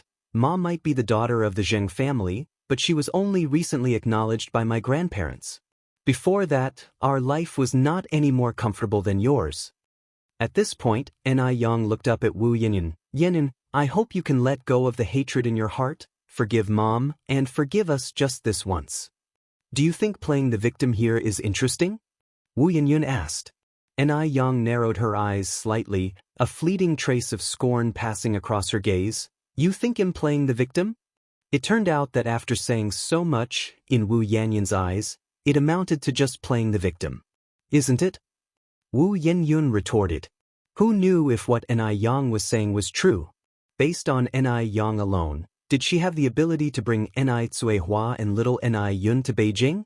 Based on Ni Yang alone, could she have achieved what she has today?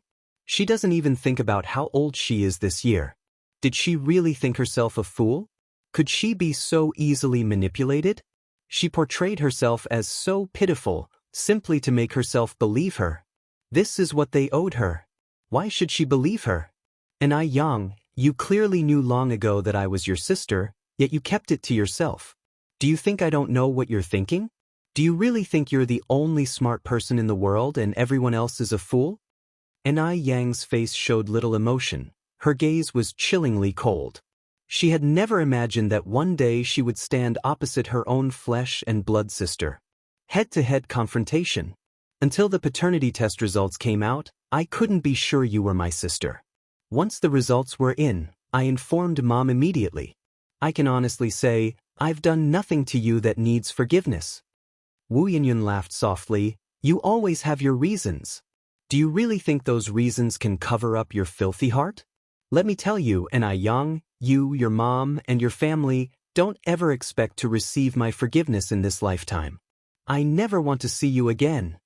If you find any errors, ads pop up, ads redirect, broken links, non-standard content, etc., please let us know reports so we can fix it as soon as possible. You're tuning in to the Wandering Hero YouTube channel. Don't forget to subscribe and join us on this journey to catch the most captivating stories.